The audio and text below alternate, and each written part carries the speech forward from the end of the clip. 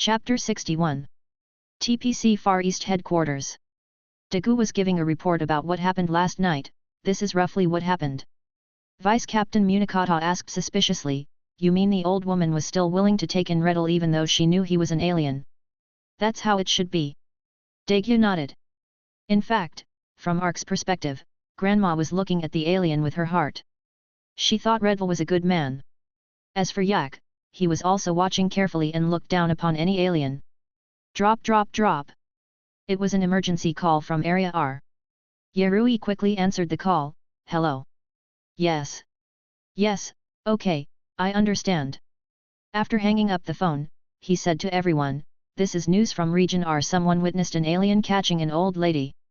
"What the hell? Didn't Daegu say that the aliens were here to capture strong people to be warriors?" Irumake stood up and said, "This is an emergency. Captain Ark, please help me." "Understood." Yake responded, "The victory team will be dispatched." Our region. On the street, a tall alien was walking briskly, completely ignoring the horrified looks of the people around him. Sizzle. The tram car with the victory team logo on it braked suddenly and blocked the Standell aliens. "Don't move." Zinken got off the car first, holding up the hyper gun to warn the aliens. Except for Yak, who was still watching the show in the car, the rest of the people blocked the way from all directions. Horii exclaimed, "She's really an old lady." Surrounded by the victory team members, Redel did not dare to act rashly and slowly put the old lady behind him down. If a fight breaks out here, it's inevitable that the old lady will get hurt. "I tell you, he is not a bad boy." The old lady pulled Redel behind her to protect her. The thin human body formed a sharp contrast with Redel's 2-meter-tall figure. Although his personality is a bit impulsive, he is not a bad boy. The old lady's wrinkled face was filled with anxiety, and she desperately wanted to protect Redel behind her. "Put the gun down." A voice from Drum's car broke the deadlock. Yake rested his head on the open car window and greeted cheerfully, "Good morning, Grandma. Thank you for letting me stay overnight." "It's you." The old lady was stunned. "Isn't this the Korean guy from last night? How could he be from the victory team?" Yake said, "There are too many people here, let's find a secluded place to talk." "Clear." Under the vigilant gaze of the victory team members, Redel and Yak were in a separate car, while the rest of the group took the old lady with them. Came to a park. Dagu was the first to ask, "Where did you go this morning? Why didn't I see your people?" As soon as the sun came out, Redel disappeared. After discovering this, Dagu told Yak, fearing that Redel would capture humans everywhere. But Yak didn't care and took Daegu back to the base to report. Redel said, "I need to get some sunlight to recover from last night's injury, and then I looked for a bass's trace, but unfortunately I didn't find any." "Then why did you arrest the old lady?" Horii was a little confused. "Redel is a good boy, he didn't catch me." The old lady took the opportunity to explain what had just happened and the misunderstanding was finally resolved. Everyone's faces finally calmed down. The problem now is to catch a bass and stop him from capturing humans. Dagu said, "I have an immature idea." "Any solution?" "Ababas wants to be a warrior that can fight both during the day and at night, but it can only move at night. Let's perform a show at night." After saying that, Daegu looked tentatively at Yak, who was drinking tea beside him. Yake also noticed everyone's gazes and took a sip of tea. "I have no objection, Horii, you stay and protect Grandma and chat with her." It was said to be a chat, but in fact it was just to leave someone to monitor Redel. "Hey!" Horii was puzzled. Yake gave him a look of disdain, "With your physique, you'd be exhausted after running a few steps. I'll give you an easy job." "Okay, Captain." Night falls. An abandoned amusement park in Area R. Abubas likes to capture people in secluded places, and this is undoubtedly the best place. All members of the victory team changed their clothes, and even Lena had a few tufts of beard glued on her face. Yake also threw a mask to Dagu, "Put this on and cover your face." "Why, Captain? What do you think? What if we scare people away?" The last time a blow was beaten up by Daegu, he probably has some psychological trauma. If he is scared away, it would be a big loss. "Okay, everyone is on your place." Yake yelled, "Action!"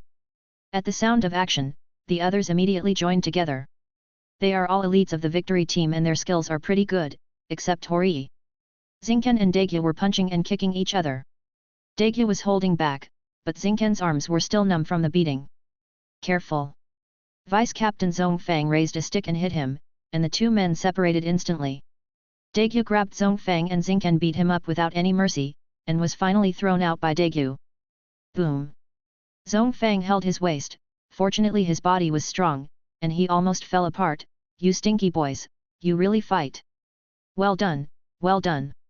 Lena hid behind the car and cheered, but Captain Yak, why don't you go? Yak, who was beside Lena, propped up his head and said nonchalantly, me? I'll hit them 3 times and they'll be the first 7. Hiss, it seems to be right. Thinking of the captain's strength, it is indeed correct. Suddenly, in a moment of distraction, the whole scene became quiet. By the time Lena reacted, everyone except Jack and herself had disappeared. Grandma's house. Horii came out of the bathroom with a towel wrapped around his head, smiling, it's so comfortable to take a bath, Grandma. Just when Horii was about to say thank you, he discovered that Redel, who had been sitting next to the old lady, had disappeared. Horii looked around anxiously, but it was really gone. Grandma, where is that person? The old lady didn't answer, but just looked at the photo in her hand with her smile still on her face. At this moment, Horii understood everything and sat down tremblingly. Grandma, did you let it escape? Oh, my God! Horii said with a sad face, how can I explain this to the team? If the captain knew about this, he would have to write a 10,000-word self-review. Grandma, you have caused me so much trouble. It's okay, he's a very responsible child. The photo the old lady was holding was of her son. That child came here to fulfill his responsibilities. Horii was stunned. He was an alien, how could he be your son? In desperation, he placed his hands on the old lady's shoulders and shook her. A familiar voice sounded in the void, don't be violent with Grandma. Chapter 62. I'm sorry for hiding something from you. My mission on Earth is to gather soldiers who can fight at night. In the void, Redel's voice was firm but faintly weak, but now I understand something more important than completing the mission. Earth outer space. The spaceship of the Stendhal people. In order to suit the activity environment of nocturnal species, the interior of the spacecraft is completely dark. Daegye looked around in confusion and suddenly saw the new city buried in stone pillars. Da. There were footsteps behind me. Daegu turned around and saw that it was the Stendhal alien from that night. Abbas. You are different from other Earthlings. If you volunteer to help us rule the planet, I will exempt you from being our slave. Because he was wearing a mask, Abbas didn't realize that the person in front of him was the human who beat him up last night. I can't do it. Daegye refused sternly, his clenched fists ready to attack at any time. Redel, who was supposed to be on Earth, walked out from the stone pillar at the corner and fired a red light bullet from his right wrist. Snapped. The armor on Abbas's shoulders was blazing, but there was no damage at all. GGG. Abbas grinned and shot out a blue lightning-like laser from his left wrist. The night belongs to us nocturnal races, and so will the day from now on. The destructive ray hit Redel's chest accurately. Sizzle. Redel, who was already weak, suffered severe injuries and collapsed to the ground powerlessly. Abbas stepped forward to deal with Redel who was hindering him. Boom. The spacecraft shook violently, and the supporting stone pillars were crumbling as if they were being pressed down by something. What happened? While Abbas can't stand. Daegu, who had been waiting for a long time, rushed forward and punched Abba's red ball. Damn alien rat. Abbas flew out, rolled a few times and finally remembered, this familiar fist. You are, that damn human. Familiar voice, familiar strength. Abbas will never forget it in his life. Daegu stopped pretending and took off the mask on his face. Come on, let's continue fighting. Humph, barbaric human. A blow waved his hand and a screen appeared in the air, showing the situation outside the spacecraft. A huge foot stepped on the hull of the spacecraft, forcing it to make an emergency landing. It's Godzilla. All the Abbas people were stunned. Without time to think, they quickly turned into blue flashes and escaped. Back to before. Lena was sent by Yak to the headquarters to report the situation, while she followed the smell to find someone alone. But after searching for a long time, there was no clue at all. Maybe it's not on Earth. With a guess in mind, Yak placed his hands on the ground, closed his eyes and felt carefully. Earth will, I call you. Speaking. Where on earth are the blue cosmic people? Not on my body. Opening his eyes, Yake turned his gaze to the outside of the universe. Earth, take me up. It is good. The surrounding space began to fluctuate violently, and golden light surged out from the ground, wrapping up Yak and rushing into the universe. The universe is vast and boundless, but with the light of the stars, Yak can still see clearly. Sure enough, a huge spaceship was hovering over the Earth. Ark held his breath, teleported above the spaceship, and transformed directly into Godzilla. He used his body to amplify nuclear energy and forced the spacecraft to fall toward the Earth. Until a blue flash flew out of the ship, fell to the ground and turned into a giant spaceman. Yak didn't stay long and jumped towards Abbas's position. Boom! Godzilla, who is 100 meters tall and weighs 100,000 tons, landed in the center of the city in Area P. The entire city was torn to pieces, the nearest buildings collapsed on the spot, and the aftermath could be clearly felt even in nearby areas. At this point, the death toll in Area P has exceeded 10,000. The dust raised up covered the sky, and Abbas, who was only 54 meters tall, felt like someone was staring at him. Finally he saw it. A huge, ferocious head. There was coldness and disgust in those deep blue eyes. He's only half as tall as Godzilla. Yak tilted his head and looked at Abbas carefully. What use are you? Abbas was terrified. The monster in front of him was too big and beyond his understanding. The Standell people cannot store energy, and apart from the sphere on their faces that serves as a telepathic device, there is nothing special about them. Summary: not tasty. Just like treating an ant, Yak grabbed Ababa's neck with one hand. Take out the camera and click. Photo: inedible defective products. Ingredients: Stendhal Starman. Points: 250. Bogaru favorability plus 50, hungry and thirsty. Your reviews have become famous in the food industry, and you have been given the title Monster Connoisseur. Oh, new stuff. Title: Monster Connoisseur. Effect: when you face a monster that can be used as food, you gain a plus 50% increase in frenzy. When you face a monster that is also a gourmet, your frenzy increases plus 100%, and you can gain a monster ability after eating it. Note, my dear colleague, you must be a top quality ingredient. After the shooting, Abbas was useless and was thrown out. Boom! Boom! Boom! Like a chicken, Abbas crashed into the tall buildings that had not yet collapsed. Several buildings collapsed one after another, and people wailed continuously. Stop it now! An urgent voice sounded in the air. It's Dagu.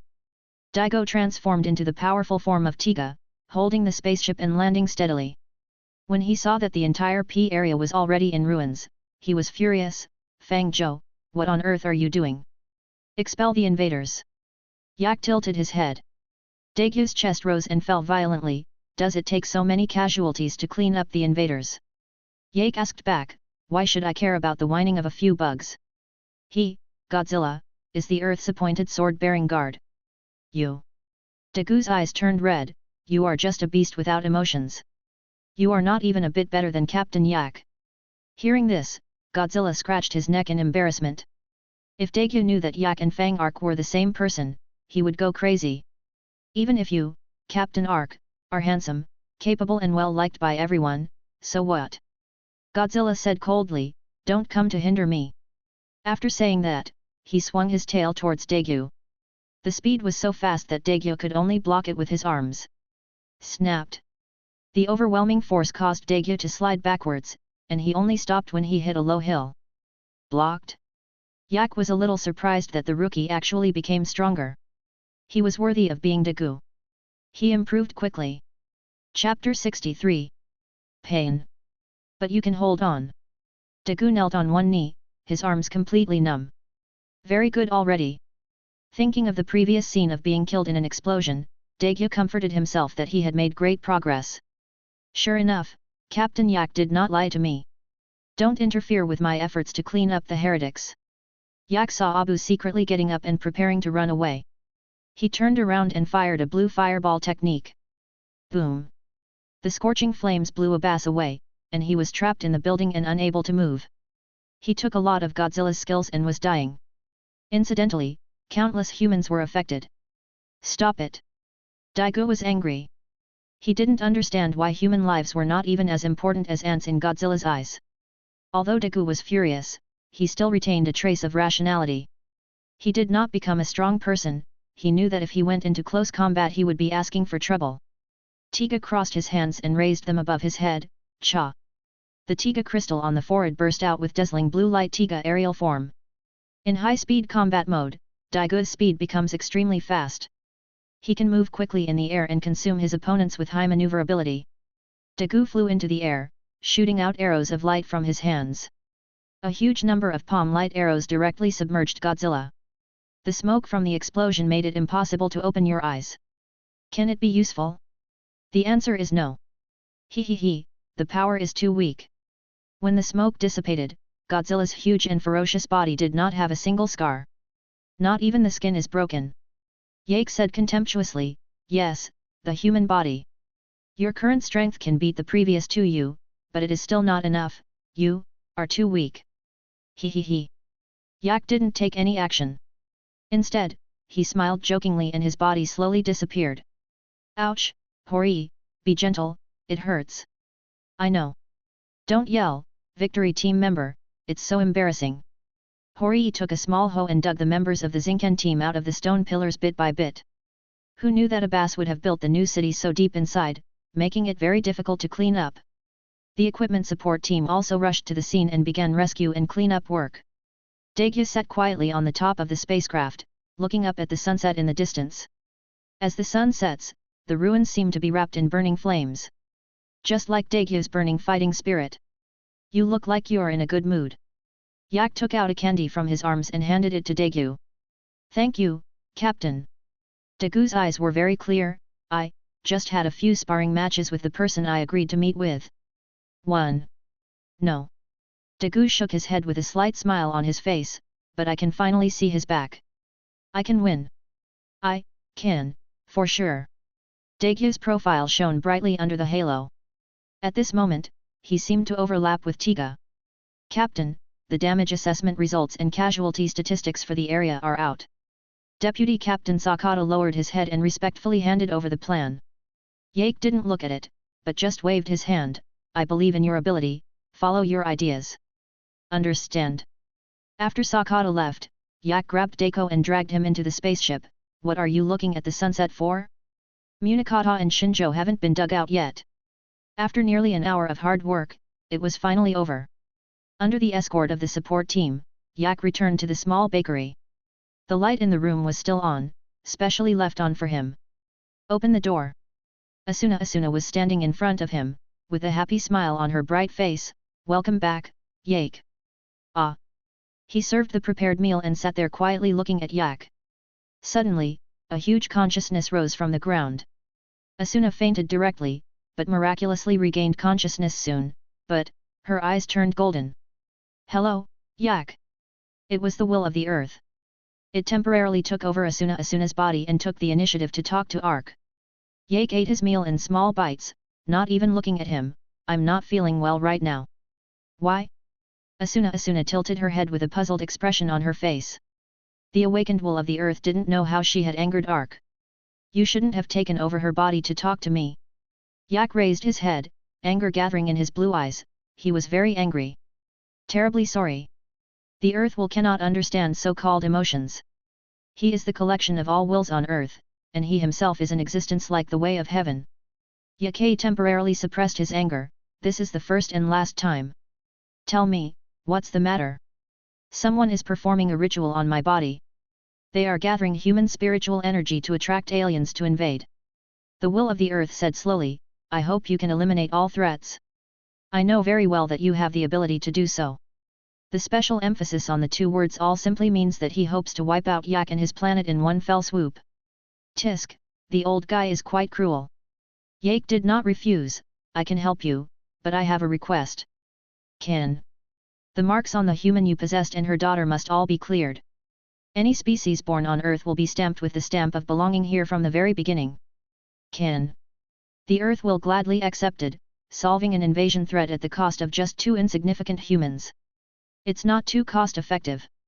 Now, these 2 humans belong to you. The golden light in Asuka Yukina's eyes dimmed. Hiss, my head hurts. Asuna covered her head and felt a splitting headache. This is the aftermath of being possessed by the earth's will. It is a collection of huge wills, and even after being reduced layer by layer, it is still not something that humans can come into contact with for a long time. Once the time is too long or the number of times is too many, the person's memory will be completely wiped out, returning to the most primitive infant state. Sister Yuana, you should go and rest for a while. Yak helped Asuka Yuana go upstairs and lie down, then covered her with a blanket. He took out a remaining Rychuran calcium tablet from his arms and fed it to the boy. Yak returned to his room. The boy actually sat on his bed, looking at him with tears in his eyes. Yak, how many things are you hiding from me? It seemed that she saw everything that happened just now. Yak sat next to her, his hand gently placed on the girl's head, a rare trace of human tenderness appearing. Then, without hiding anything, he revealed all the trivial matters concerning the will of the earth. Will it be dangerous? No, no, I just arrested a few people. Yake said happily, I am the captain of the victory team. By removing the seals of Yazi and Yuana, Yak can make Yazi become extraordinary according to his own ideas. The Earth's steel stamp is so deep that once a conflict occurs, the explosion will be the least of its kind. Well, then, can I sleep with you tonight? I swear, I promise not to touch you. Looking at the boy raising 4 fingers, his little face was determined. Yak smiled helplessly, okay, that's what you said. Chapter 64. Ouch. In the dimly lit early morning, Jack tiptoed to free himself from the boy's octopus-like posture. Holding his waist, he paced down the stairs. He agreed last night not to move, but as soon as he fell asleep, the boy's knee kicked his waist. The upper body was hugged, and the lower body was kicked apart, forming an L shape. This is too much for Godzilla, he can't bear it. At this time, Yuana hasn't gotten up yet. Yak didn't even have breakfast, he went out to take a taxi, and arrived at a remote church according to the address given by the Earth's will last night. There were weeds growing outside the church and messy footprints. The gods come to the world to save all living beings. Rise from the ashes, and save the suffering. Loud praises came from the dilapidated church. Yak raised his eyebrows and said, no, it's a bit low for you aliens to come to Earth and practice feudal superstition. Singuries. Destruction. Ruin. Despair. Destruction. Conclusion 1. Covered with malice, Kamen Rider Arc appears. Dong dong dong. The crisp knock on the door seemed particularly abrupt during the prayer. But the praise did not stop and continued. Boom. A loud roar interrupted the excitement of the crowd. The church door, made of pure metal, was now embedded in the stone wall above the bishop's head. I say, do you have any manners? Yak walked in slowly, stepping on the gravel on the ground. The scarlet light in the left eye of the mask lit up. The guest has been knocking on the door for so long, and you still don't come out to kneel and greet him. Sitting in the bishop's seat, Onuma Keiko was wearing a black robe and glaring at the man in front of her. Ark. Ark. Ark. It's you again. Isn't it enough that you have brought shame to the key people? As soon as he heard the word Chiron, Yak recognized it immediately. It's you alien rats. The lesson last time wasn't enough. You're itching again. Catch him. At the command given by Keiko Onuma, nearly 100 bewitched humans from nearby rushed forward. Do you think I dare not touch humans? Yak sneered and tapped his belt. Malicious. Fear. Anger. Hate. Despair. Perfect conclusion. Learning 5. The tremendous malicious energy gathers and concentrates in itself, and the powerful explosive impact is released with itself as the center. Whether it was tables, chairs, or humans, everything was overturned, and explosions and wails rang out one after another. For a time, there were casualties everywhere. Madman! You madman! The witch was numb. Did the man in front of her really not care about the lives of human beings? Wasn't he afraid that the giants would cause trouble for him? The will of the earth has sent me to destroy you. Come, I will enumerate your sins. Yak pointed at the stunned witch with one finger. When the witch reacted, in the blink of an eye, Yak had disappeared from the spot. What are you looking at? I'm here. The voice came from behind. The witch tried to turn around, but was hit directly on the head by a knight's kick. Boom, boom, boom. The scattered tables and chairs suffered secondary damage, and the witch was embedded in the wall. Puff. The witch spat out a mouthful of blood on her chest, and she could breathe in but not out. What a weak and feeble body. It seems that your gods are not very strong either. How come even the vanguard is so weak? Yake put one hand on the witch's face and pulled her out. He lifted her head and looked at her directly. Your companion has escaped. During the sensing, the other person had already slipped away far away. Instead of taking action directly, Yak poured his energy into the witch's body to form a mark. Just throw it away. Hehe, see you next time. Killing one doesn't matter, the problem is that there is a whole planet behind the key people. Didn't they want to invade? This is a good opportunity to kill them all and wipe out the entire planet of the key people. Never suffer from future troubles. Heresy will eventually be destroyed. TPC Far East Headquarters. Yake hummed a little tune and walked into the commander's room with breakfast in his hand. Captain Yak, you're finally here. Dagu breathed a sigh of relief.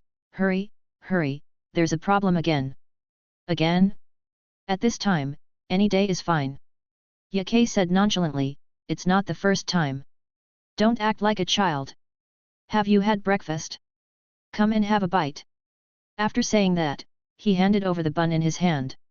The calm aura made Dagu stunned for a few seconds, and he naturally took it and took a bite. Oh my god! Captain Jujian held her head in her hand. Letting Dagu and Captain Yak be together was the stupidest decision she had made in recent years. Dagu, what a hard-working team member he was back then. Ever since following Captain Yak, I have become lazy, but, the review is really well written. Irumahue sighed, okay, it's time to get down to business. A huge cloud appeared in the sky above the city, and many people in the crowd said it was a shining angel. The captain of the middle team pointed. On the screen, reporters were interviewing the people at the scene. There was indeed a condensed cloud in the sky over the city, but its shape was still changing and had not yet taken shape. Yake propped up his head and asked, has anyone rushed to the scene?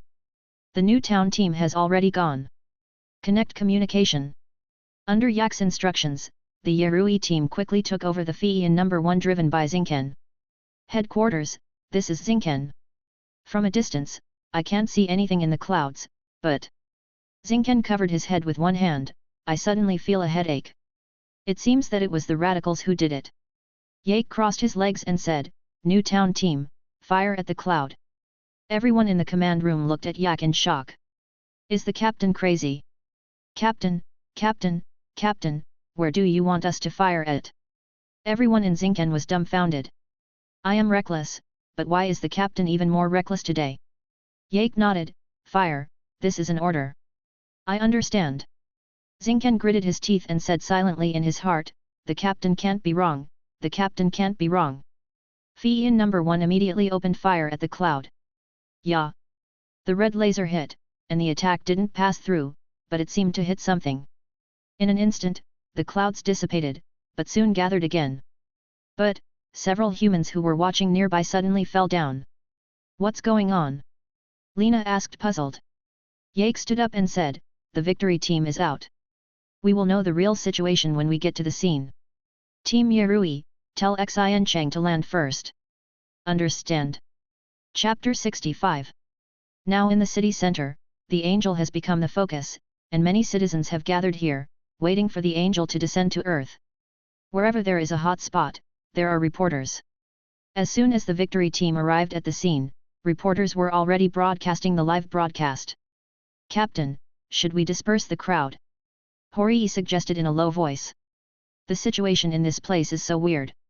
Everyone was holding a cross in their hands, with a pious look on their faces, as if they were truly praying. Yak was speechless. He didn't understand why the Japanese had always been so brave. When monsters appear frequently, normal humans' first reaction when encountering unusual supernatural events is to stay away from them. The Japanese are different. He insists on getting closer to take a look. Curiosity will kill the cat. Yake said, everyone spread out and look for any suspicious people nearby. As for this place, it doesn't matter. If it causes a riot later, it will be even more troublesome. Lena, Dagu, and others looked at each other. Understand. After giving the instructions, Jack climbed back into the car, crossed his legs and waited for the so-called angel.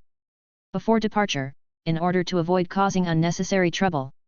Like the other team members, Daegu changed into his usual more casual clothes.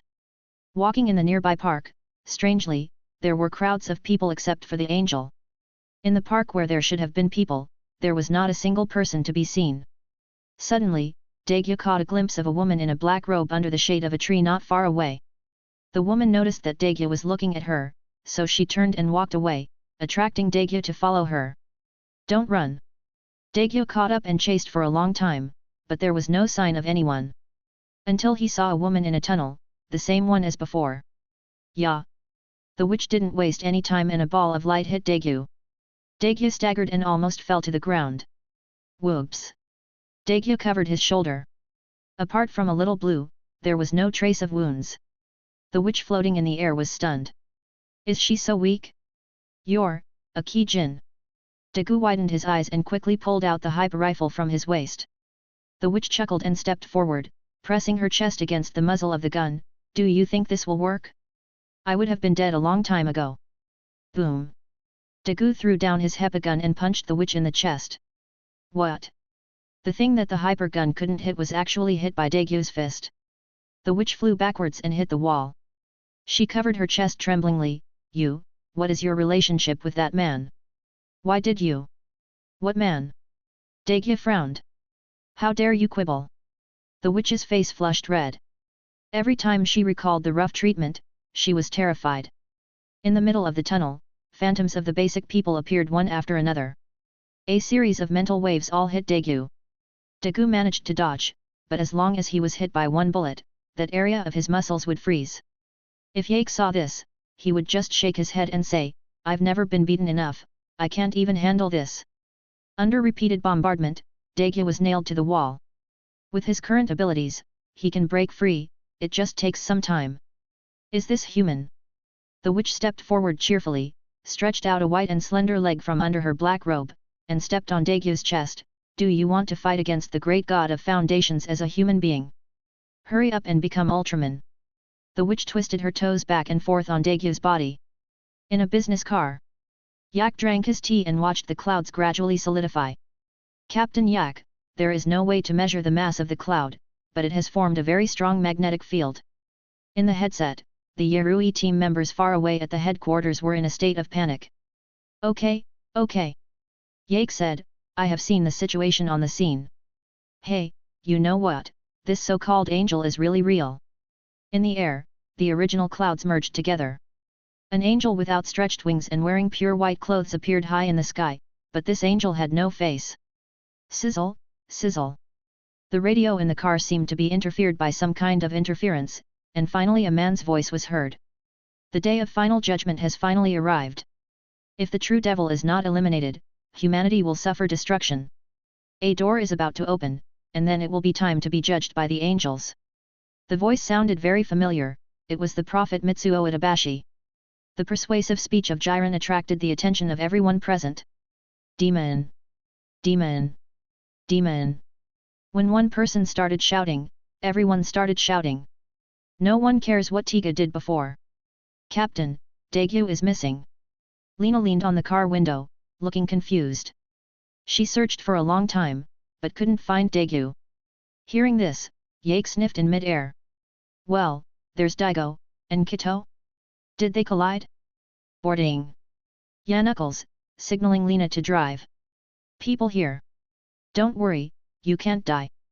Under Yak's guidance, Lena went around a few circles and finally found the stumbling Daegu.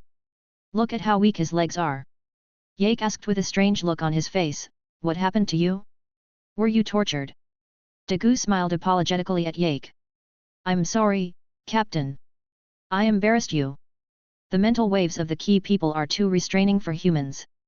Daigo has now surpassed ordinary humans, but his training time has not been long enough, so he is unable to communicate with Tiga through the aura rod. Guide Tiga's light into your body. But it's already pretty good. The last time, the captain of the middle team was nailed to the wall and couldn't move after being hit by the mental wave." "Captain, look!"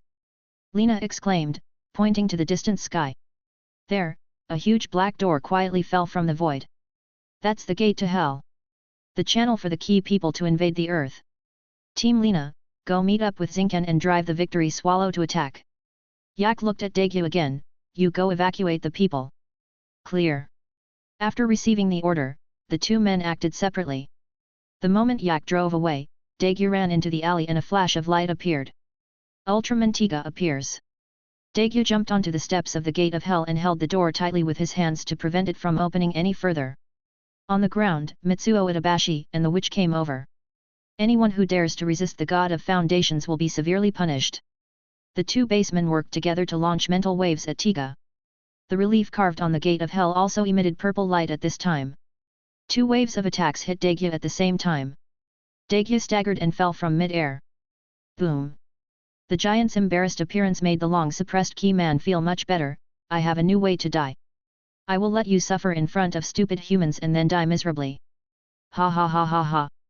The key people raised their hands above their heads. Welcome, great key people. A red light flashed. The second generation of the fire demon warrior, Kyrieleid, appears. Chapter 66. The key people reappeared in front of the world in a brand new look. His face was puffed up as if smiling, the light on his chest separated and flickered continuously, and his aura was more than twice as strong as before. The two of them took their positions and started fighting without saying a word. Kito dodged the kick with a somersault and quickly grabbed Tiga's chest with his claws. But after training, Daegu is no longer the novice driver he was at that time. He blocked it very easily, grabbing the baseman's claws with both hands. After a breath, both of them retreated quickly. This is just a simple test. Kito's performance was far beyond what it had been before, and Daegu became alert. Cha! Daegu rushed forward and fought with Kito, just like a real octagon cage duel. After a back-and-forth exchange, Kito seized the opportunity to lock Tiga's arm, then threw him to the ground with a throw. Once you gain an advantage, you naturally have to press on to win. The key man jumped high and smashed Tiga on the ground with his claws. Click! The sharp claws are harder than any metal on earth. Fortunately, Daegu reacted in time and rolled to the side to avoid it. Cha! Tiga raised his hands above his head and a red light flashed. Now appearing is Tiga's powerful form Daiko's happy type. The key man was not to be outdone, crossing his claws and green energy emerged. Its entire body underwent obvious changes. Its muscles became stronger, armor covered most of its body, and a wrist blade grew out of its arm. Kyrieleid too, a super strong combat type. Inside the base, the captain who was observing the battle stood up in astonishment. Why can the key men also change their forms? Team member Noriyuki nearby quickly analyzed and concluded, according to the energy detection, the base person seems to have moved energy from other places to amplify it. In this form, the price is that the speed has become lower. I guess that the Kito copied and learned new skills specifically to deal with Ultraman Tiga. The two rough men, Daegu and Jiren, fought each other, punching each other without any skill. There's no time to dodge, just take it. Daegu's eyes were red with anger at this time. I have undergone the captain's devilish training. How could this level of damage knock me down? Stab it! Stab it! The sharp blade on Kito's wrist hit Tiga's chest twice. Even with such heavy blows, Daegu was like nothing happened.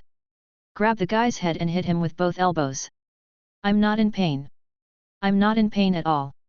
Due to wearing the weight-bearing suit made by Yak for a long time, Daegu also became a little fierce and completely lost his sense of pain. He punched the G people madly, like a wild beast. Crazy, you crazy! Under the torrential attack, Jiren couldn't bear it anymore. He kicked Tiga away and prepared to take a breath. In a blink of an eye, I saw Daegu lying on the ground getting up again. What's scary is that even after being hit so many times, even the timer on his chest is still blue. Everyone is numb. No, brother, please at least take a breath and let me feel a little involved. We agreed to a duel, but you cheated secretly, right? It's only been a few days, how come your energy storage, endurance and resistance have improved by leaps and bounds? The key man crossed his arms, a green light flashed, and his body changed again. The originally hard armor began to become thinner, the body became more slender and light, and correspondingly huge base wings grew on the back. Kyrieleid 2 air combat type. Boom! The key man leaped upwards, approaching the gate of hell at an extremely fast speed. The information is wrong, Tiga has become stronger, and it must call on its companions to come together. Yak, who was sitting in the car, was not in a hurry at all. He dialed the communicator and said, members of the new city team will start the attack to prevent the key from approaching the gate of hell. Clear. The battle became more intense. Yake moved his body and said, "It's my turn to perform." The victory swallow was running at full speed, but it was still a long way off. Daegu jumped into the sky and followed, and transformed into an aerial form with one hand in the sky. The previous weight training was extremely painful, but Daegu gritted his teeth and persevered, and now there is no weight. Tiga's speed became faster and stronger than before, and the light arrows in his hands were fired at the same time. Boom boom boom. The advantages of palm light arrows are very obvious. They are fast, consume little energy and have good power. Ever since the last battle with Godzilla, Daegu has realized the power of the palm light arrow. Under the continuous bombardment, the key people could not bear it anymore and the wings on their backs were blown off. The whole body fell towards the ground. Boom! Amidst the rising dust, Daegu landed steadily. This was the most comfortable fight he had had in recent days. Cool. Without the support of the basic people, the gate of hell was silent at this moment. As long as we eliminate the radicals and awaken all the bewitched humans, we can cut off the energy supply to the gate of hell. This matter will be completely over. But, here he comes. Hello, Tiga, we meet again. In mid-air, on the steps of the gate of hell, a human exuding a dangerous aura greeted everyone politely. Fang. Fang Zhou. Daegu had a bad feeling in his heart. What are you doing here? Daegu understood one thing, wherever the ark appeared, there would be no good things. Well, he entrusted me with a task, and now I have to start working. Ark smiled happily, and in full view of the public and under the attention of many media, he transformed into Godzilla. That violent, mysterious, and powerful monster. There it is again. At this moment, the key man lying on the ground laughed wildly, ha ha ha ha ha ha ha ha. Godzilla, you have finally woken up. It is a wise choice to accept the call of the great god. The overflowing laughter gave Jack a headache. Noisy. There was a flash of energy in Yak's hand, and the 8-point light wheel struck the baseman's head at lightning speed. You're calling your mom. I'm going to go talk to your god right now. Godzilla dug his claws into the crack of the door and exerted force with his arms. It moved. The gate of hell without the support of the radicals moved. Stop it. Daegu pounced towards Godzilla in mid-air, but was blown away by his tail. Boom. Tiga fell to the ground and lay side by side with Kito. Don't get in my way, street kid. Yak glanced at Tiga with disdain. Not only did the brat not lend a hand, but he also made things worse. Sizzle. The load-bearing gate of hell opened. Countless black fogs gushed out, almost half of the city fell into darkness, and all the light was swallowed up. Standing in front of the gate of hell, Yak saw it. Pairs of yellow crystals lit up, that was the army of the key people. Let's get started. Godzilla stepped into the territory of the key people. Then, close the door. On earth, Kito and Daegu, lying on the ground, looked at each other. Godzilla closed the door. Chapter 67. He closed the door. The gate of hell also turned grey due to the huge energy consumption caused by the arrival of Godzilla. The situation changed so quickly that Tiga and Kito were unable to react for a while. If I'm not mistaken, Godzilla went in, right? Kito looked at Tiga in a daze. Daegu had never expected this kind of development. Does being powerful mean you can do whatever you want? If you just close the door, everyone will be happy. Why go in? Damn it! Damn it! Damn monster! The G people who woke up were furious. They said, you come here and pick the fruits of my hard work for me. The key man was seen rushing towards the gate of hell, wanting to use his own body as an energy supply to open it again. Stop it! How could Daegu allow the door to be opened again after being closed with great difficulty, so he immediately flew high into the sky. He sacrificed himself to attack and hit the person hard. Dong! The key were shot down. Under the star-shaped lights, Tiga's towering figure stood, you can't go anywhere. The yellow crystal on the key's face turned red. It's anxious, it's anxious. If you dare to stop the great key Jin, I will finish you off first. The planet of the key people. A terrifying monster that was 108 meters tall landed on the ground. The thin oxygen here was barely enough for Yak to move around. Clam! Yak stretched out the fins on his back, releasing nuclear energy without restraint. On Earth, in order to avoid causing large-scale biological extinction, Yak has been suppressing the nuclear energy in his body. Now I can finally let go. Who are you? Where did the vanguard go? There were 2 guards stationed in front of the gate of hell. Looking at the huge monster, one of them bravely shouted, "Submit to the great god of base and surrender." The height of the G people is only over 50 meters, barely half the height of Yak. The monster's blue eyes moved slightly downwards, and its cold pupils made the guard tremble all over, and he was about to call for help. He was grabbed by the neck by Yak's huge claws and lifted up. "You just said, surrender." Click, click. With tremendous force, the key man tried to tear the sharp claws off his neck, but to no avail. He could only watch as the giant beast opened its huge mouth and slowly wrapped around his head. Snap! It's really unpalatable. Yak bit off the key man's head. Dry. Sour. Mixed energy. It is considered unpalatable and not recommended. Yak threw the body of the key man casually and it fell weakly to the ground. As for its companion, ran away a long time ago. Haha, hurry up and tell them. I hope your god can let me have enough to eat. Yak's low and terrifying voice was carried to the ears of the escapee by the faint wind. Sniffing the air. Well, there is a town just ahead. Dong, dong, dong. Behind the roaring footsteps were rows of regular and deep marks. Yak's movement speed was not fast, but every second of his huge body moving was equivalent to 5 or 6 steps of a key man. In the city of the key. Oh no, the Hell Gate plan has failed. The fleeing guards were like madmen, grabbing passers-by on the road and screaming, "The beast is coming, run away! The beast is coming!" The crazy behavior soon attracted the attention of the guards. The guard was taken to the Key people's royal city and met with the king. The Kiwis are countless times more powerful than human civilization, but their political model still remains at the stage of divine right of kings. But, they really do have a basic god. What did you say about the gate of hell? The king of the Key people recognized the attire of the man in front of him at a glance. The Hell's Gate project is the most secret and core plan of the G people. The guard looked depressed. The gate of hell has been invaded. A huge beast killed my companions. He is heading here now. Invasion? From the human world? The king's first reaction was that you are talking nonsense. The Kyrialoid people had lurked there many years ago and basically knew the situation on Earth thoroughly. Where on Earth can there be any powerful life forms that can confront them? Boom! Suddenly, the palace shook. What's going on? The king stood up and looked around vigilantly. He's coming. The beast is coming. The guard hid his head in his arms like a frightened bird. He will tear everyone to pieces. There is no escape.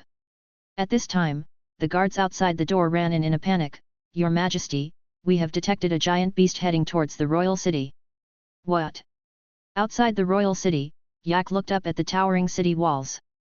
Everything here is so big, much taller than human buildings. After gathering along the way, the blue energy on Godzilla has lit up the entire dorsal fin. Roar, roar, roar. Atomic breath with 50% power gushed out from Ark's mouth. The huge recoil caused the ground they were standing on to sink, and the tremendous nuclear energy tore apart everything in front of them. Wherever he went, there was a scorched earth, under Yak's indiscriminate attack. The city walls collapsed, houses were destroyed in an instant, and pedestrians on the road were vaporized by the energy. Countless Key people were cut in half. Wails. A cry for help. Death is everywhere. The collapse of the city wall heralded the official arrival of Yak on this planet awaiting destruction. The bodies of the Key were scattered all over the streets. As Yak walked, he threw the 8-point light wheel in his hand casually. The halo gathered by nuclear energy plowed ugly scars on the once clean streets. When it stopped, the 8-point light wheel exploded directly. Explosions rang out one after another, and flames ignited in every corner of the city. Stop it now! The guards lined up in neat rows and swarmed forward, trying to stop the raging beast. Hee, stupid alien rat! Yak's claws clasped the head of the guard who was charging at the front, and squeezed it gently with the help of nuclear energy. Click! As smooth as crushed eggs. What followed was a one-sided massacre. Every part of Godzilla is born for killing and fighting. Its sharp claws can tear the enemy apart, its strong thighs are enough to crush the enemy, and even the fins on its back are like steel knives after being injected with energy, which can easily cut through the armor on the body of the Godzilla. The effect of racial enemy is very good. The attack is amplified by nearly 350%, making it almost unstoppable. Your Godzilla. Someone discovered in the mottled firelight that the hideous and terrifying face belonged to the monster that called them rats and became the laughing stock of the universe. Run away! Run away quickly! More and more guards realized that they were unable to defeat a horrible and cold-blooded monster. Collapse was inevitable, and even the captain of the guards who wanted to stop it could not. Yak's bared fangs and bloodthirsty laugh, ha ha ha ha ha. Run away, you lowly ants. I am the practitioner of the earth's will. I am the executor of the earth's will. I bring destruction. Chapter 68. Corpses. Wherever Godzilla goes, the shadow of death will loom. Stop. At the palace of the Key People, a cosmic being dressed in luxurious attire came before Yak.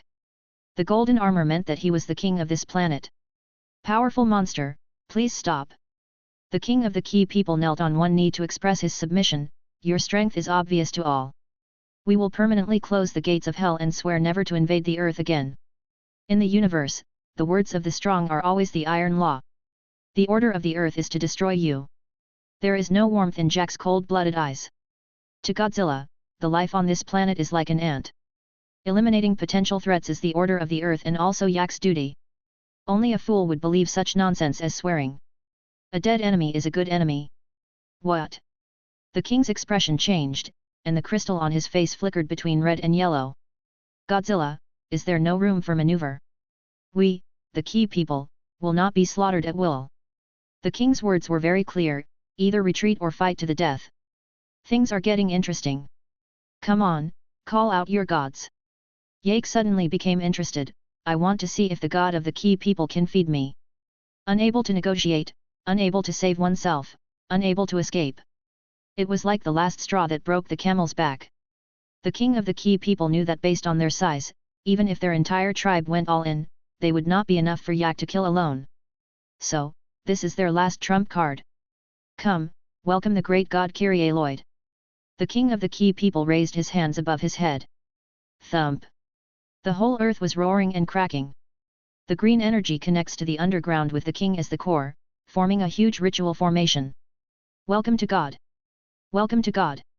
Whether it was the rat hiding in the corner or the guards behind the king, they all kneeled on the ground like puppets with their hands raised high. Stamp of thought.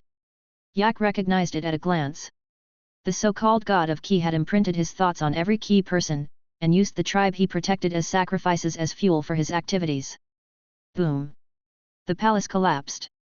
A huge arm stretched out from under the ruins, and then a huge base man broke out of the ground. That is the god of the Key People. 100-meter tall, but very old Key man. What is very interesting is that the god of Key does not have the gorgeous appearance of a king, but looks like the most ordinary Key person. The face is a crying face. No wonder you want to invade Earth. Yak observed the god of base with a joking look, a god that needs sacrifices to function, a planet that is about to be destroyed, and old, decaying corpses sucking blood from the tribe. However, your people were sacrificed. You are, really delicious now. Godzilla pounced forward, his sharp claws leaving indelible marks on the armor of the god of war. Jishin is already very old and can only rely on the vampires to continue to survive.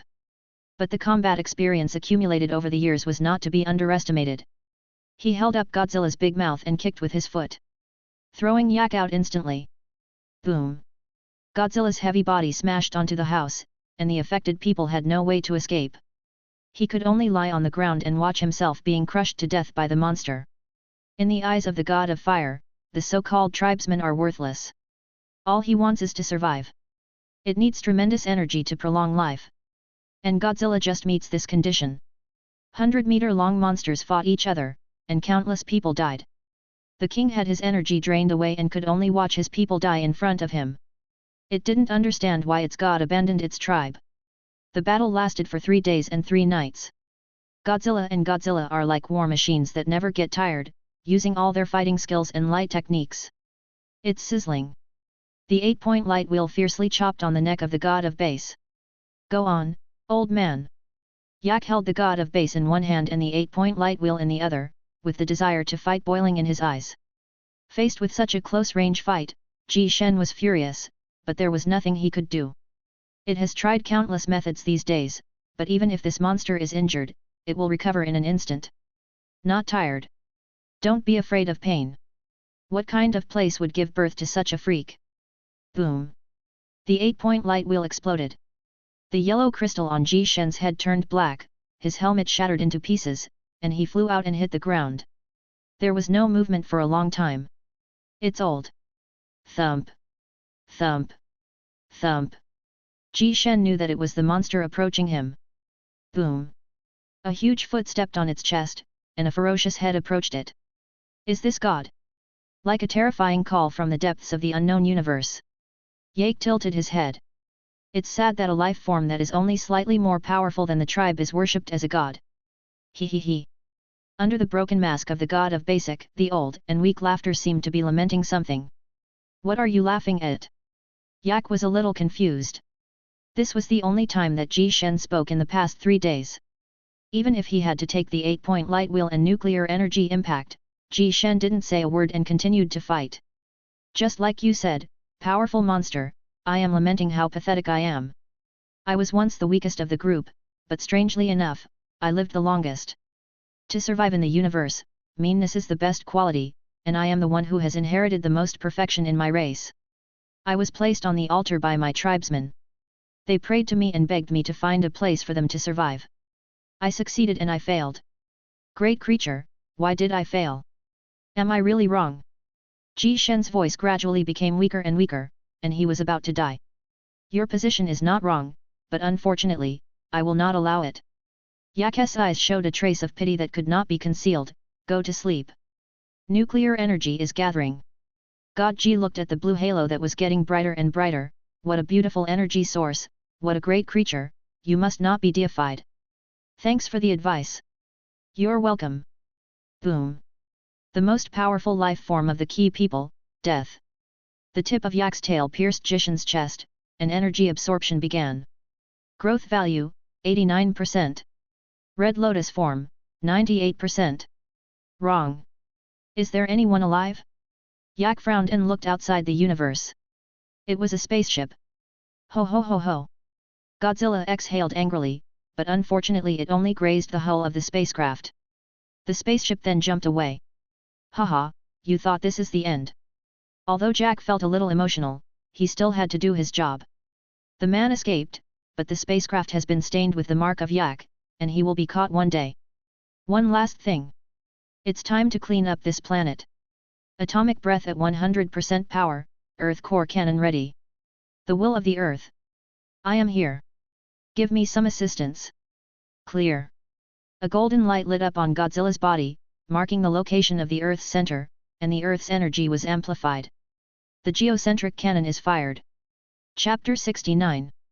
Photo, Destroyed Planet. Character, The Key People. Points, 5000. You get a new title Star Destroyer. Effect, on a planet, your combat power increases by plus 10%, outside a planet, your combat power increases by plus 20%. Special effect, when destroying a star, you will automatically plunder the huge energy from the planet. Note, my respected master, your notoriety is so bad that it would make even the smallest child cry. The wills of all planets except the Earth will unconsciously reject you. In other words, you are blacklisted. Am I wanted? Yak was holding a photo in his hand, which was a beautiful scene after the death of a planet. TCH, it doesn't matter. Pushing open the door of hell in front of him, Jack reappeared in an alley on Earth. Diddy diddy. Diddy diddy. Diddy diddy. The PDI communicator began to vibrate wildly, and the messages sent in included but were not limited to Yazi, Yuna, Daigu, and Horii. According to the time, Yak has been offline and missing for 3 days. First, I called Yazi and Yuna back to let them know I was safe, and finally arranged for the equipment support team to pick me up. Soon, the car belonging to the support team arrived. Sakata quickly got out of the car and respectfully opened the door. Captain, please get in. Oh? Who are you? Sakata Genaki, you can just call me Sakata. The deputy captain looked very respectful, almost worshipping Yak like a god. Yake sat in the back seat, looking at the scenery along the way. Deputy captain, are you coming to pick me up in person as well? Your gaze is the direction in which the equipment support team is heading. The support team will always follow in your footsteps, dear Lord Godzilla. Sakata looked calm and didn't seem afraid at all because of revealing Jack's true identity. The equipment support team is the most powerful, most fully armed, and most man-powered department in the entire TPC. It is extremely easy to retrieve a city's surveillance footage and use the metropolitan system to perform facial comparison. Yak, as the core member of the support team. Naturally, we need to keep a close eye on his whereabouts. Based on this incident, combined with the previous incident at Mount Kirikato, Sakata has already guessed Jack's true identity. You are very brave, aren't you afraid that I will kill you? Yak lazily leaned back on the leather seat, raised his hand and a cup of tea appeared in his hand. Afraid? Sakata answered truthfully, but whether as a member of TPC or as the vice captain, our entire support team will fight for you. Besides, humans are worthless in your eyes. Indeed, there is nothing wrong with what Sakata said.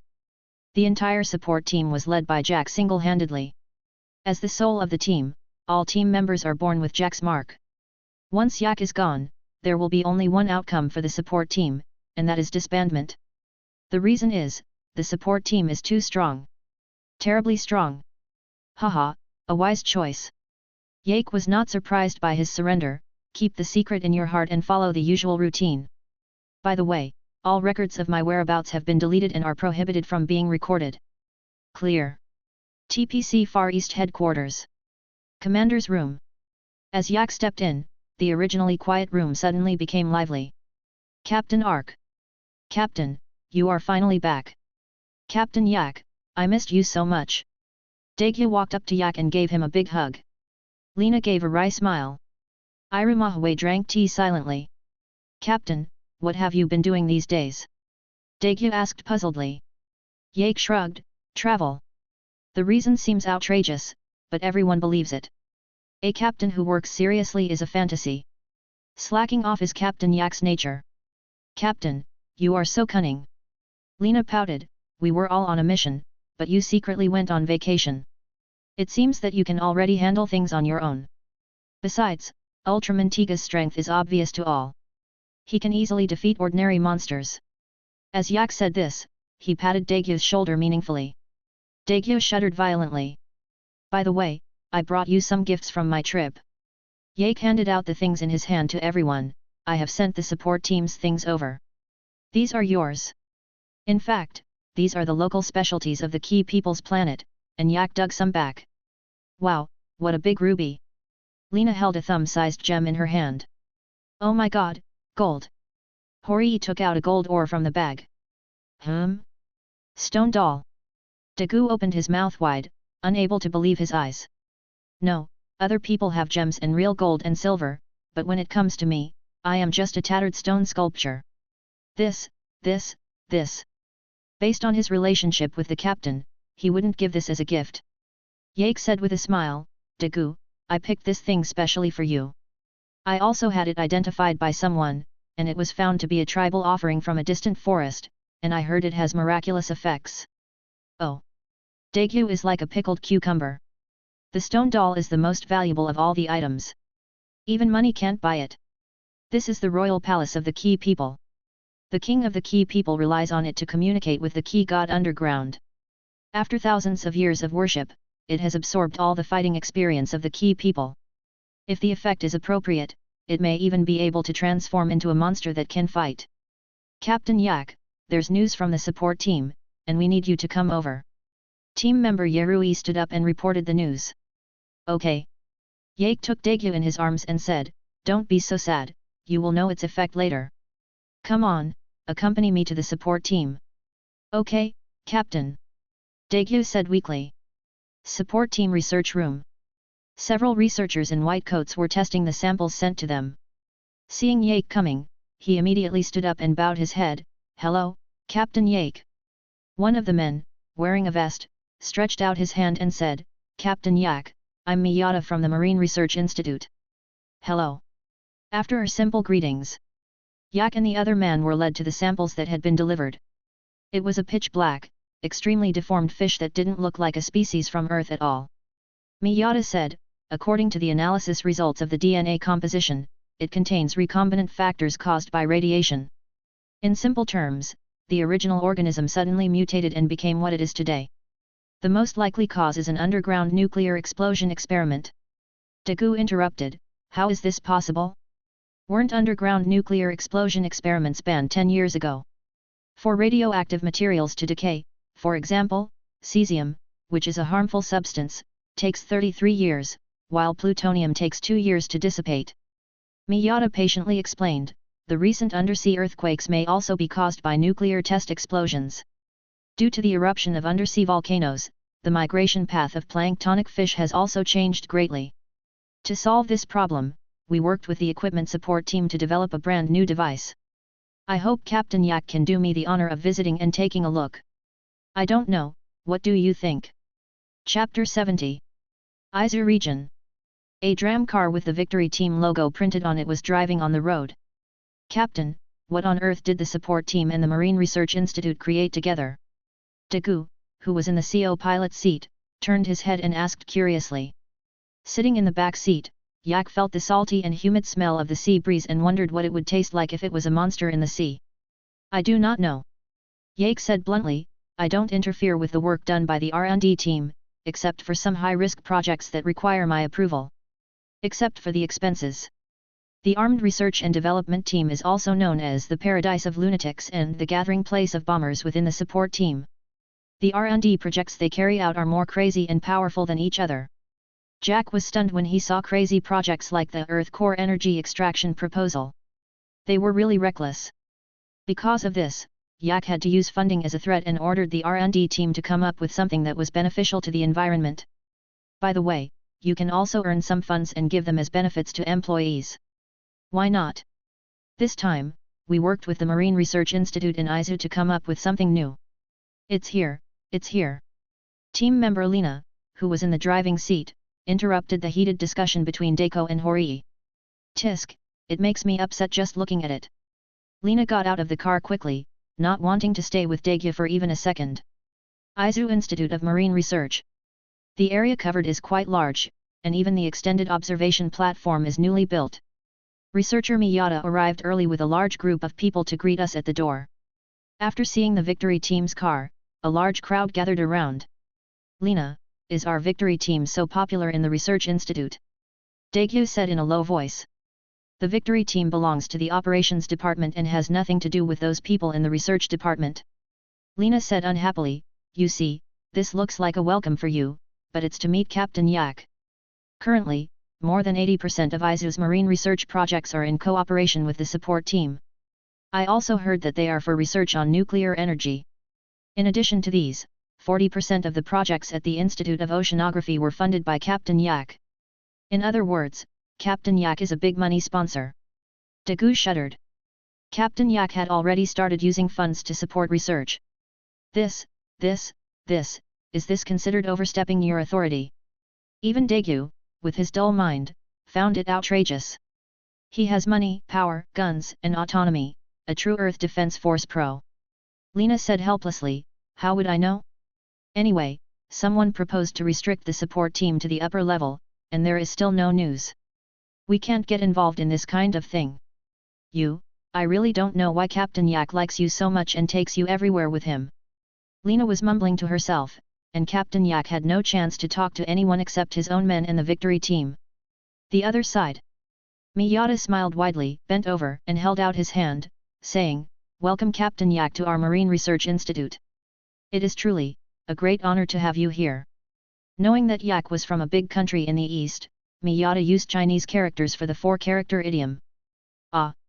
Yak nodded and stretched out his hand to shake it slightly, take us to see what you have developed.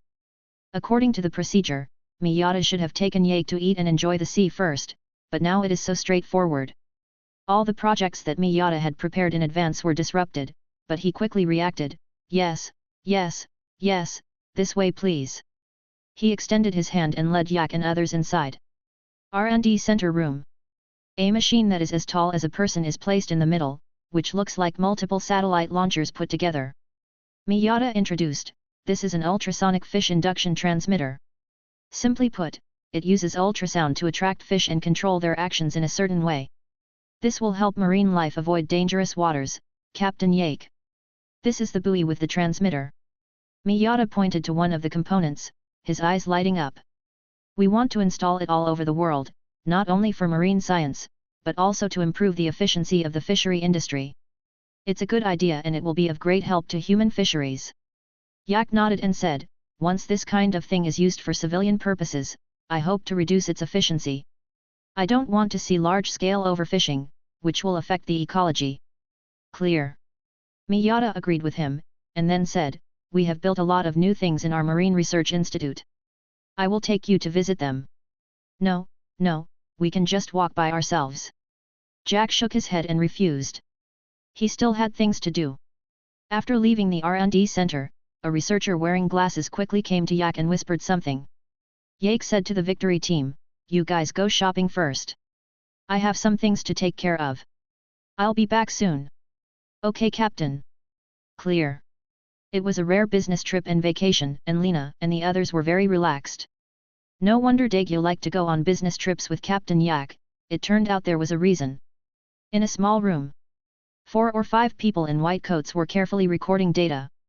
When they saw the person coming, they immediately stood up and said, hello, Captain. Well, how's the work you were asked to do going? Jack's expression was calm, completely different from the cold and businesslike look he had when he first met Miyata. It's all here. The leader immediately handed over a thin piece of paper. Several detailed coordinates are recorded above. These are the coordinates of an underground nuclear explosion experiment 10 years ago. The archive room mysteriously caught fire that year, leaving only a few words. Yak used the excuse of marine research and development to station a support team here in order to find the specific location. After all, isn't that how the people under your command are used? The other side. As they walked, Daegu and others marveled at the new gadgets in the Ocean Research Institute. This place has all the animals in the aquarium. Arriving at the ocean observation platform on the outer edge, Lena suddenly thought of something and said cheerfully, my boyfriend is here too. Boyfriend? Horii looked suspicious. Boyfriend? Zinken looked surprised. Boyfriend? Daegyo's face changed drastically. Lena said mysteriously, yes, boyfriend, come on, I'll take you to see it. Finally, everyone saw several dolphins. One of them seemed to recognize Lena and was excited and loud. Xiaomu. Lena walked forward happily, took out a few fish from the keeper's bucket and fed them to the dolphin named Xiaomu. Is this your boyfriend? Daegyo's face turned into embarrassment. Yes. Chapter 71. West Pacific. The sea is calm. On the offshore drilling platform, workers sit and enjoy a rare lunch break. Hey.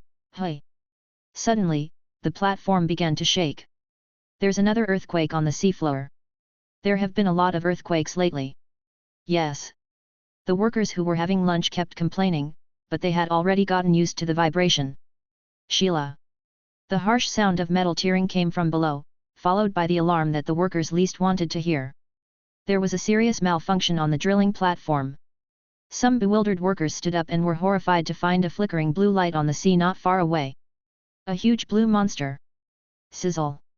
The monster quickly approached the platform, and its fin-like arms slapped the metal platform. In an instant, the hard steel was bent.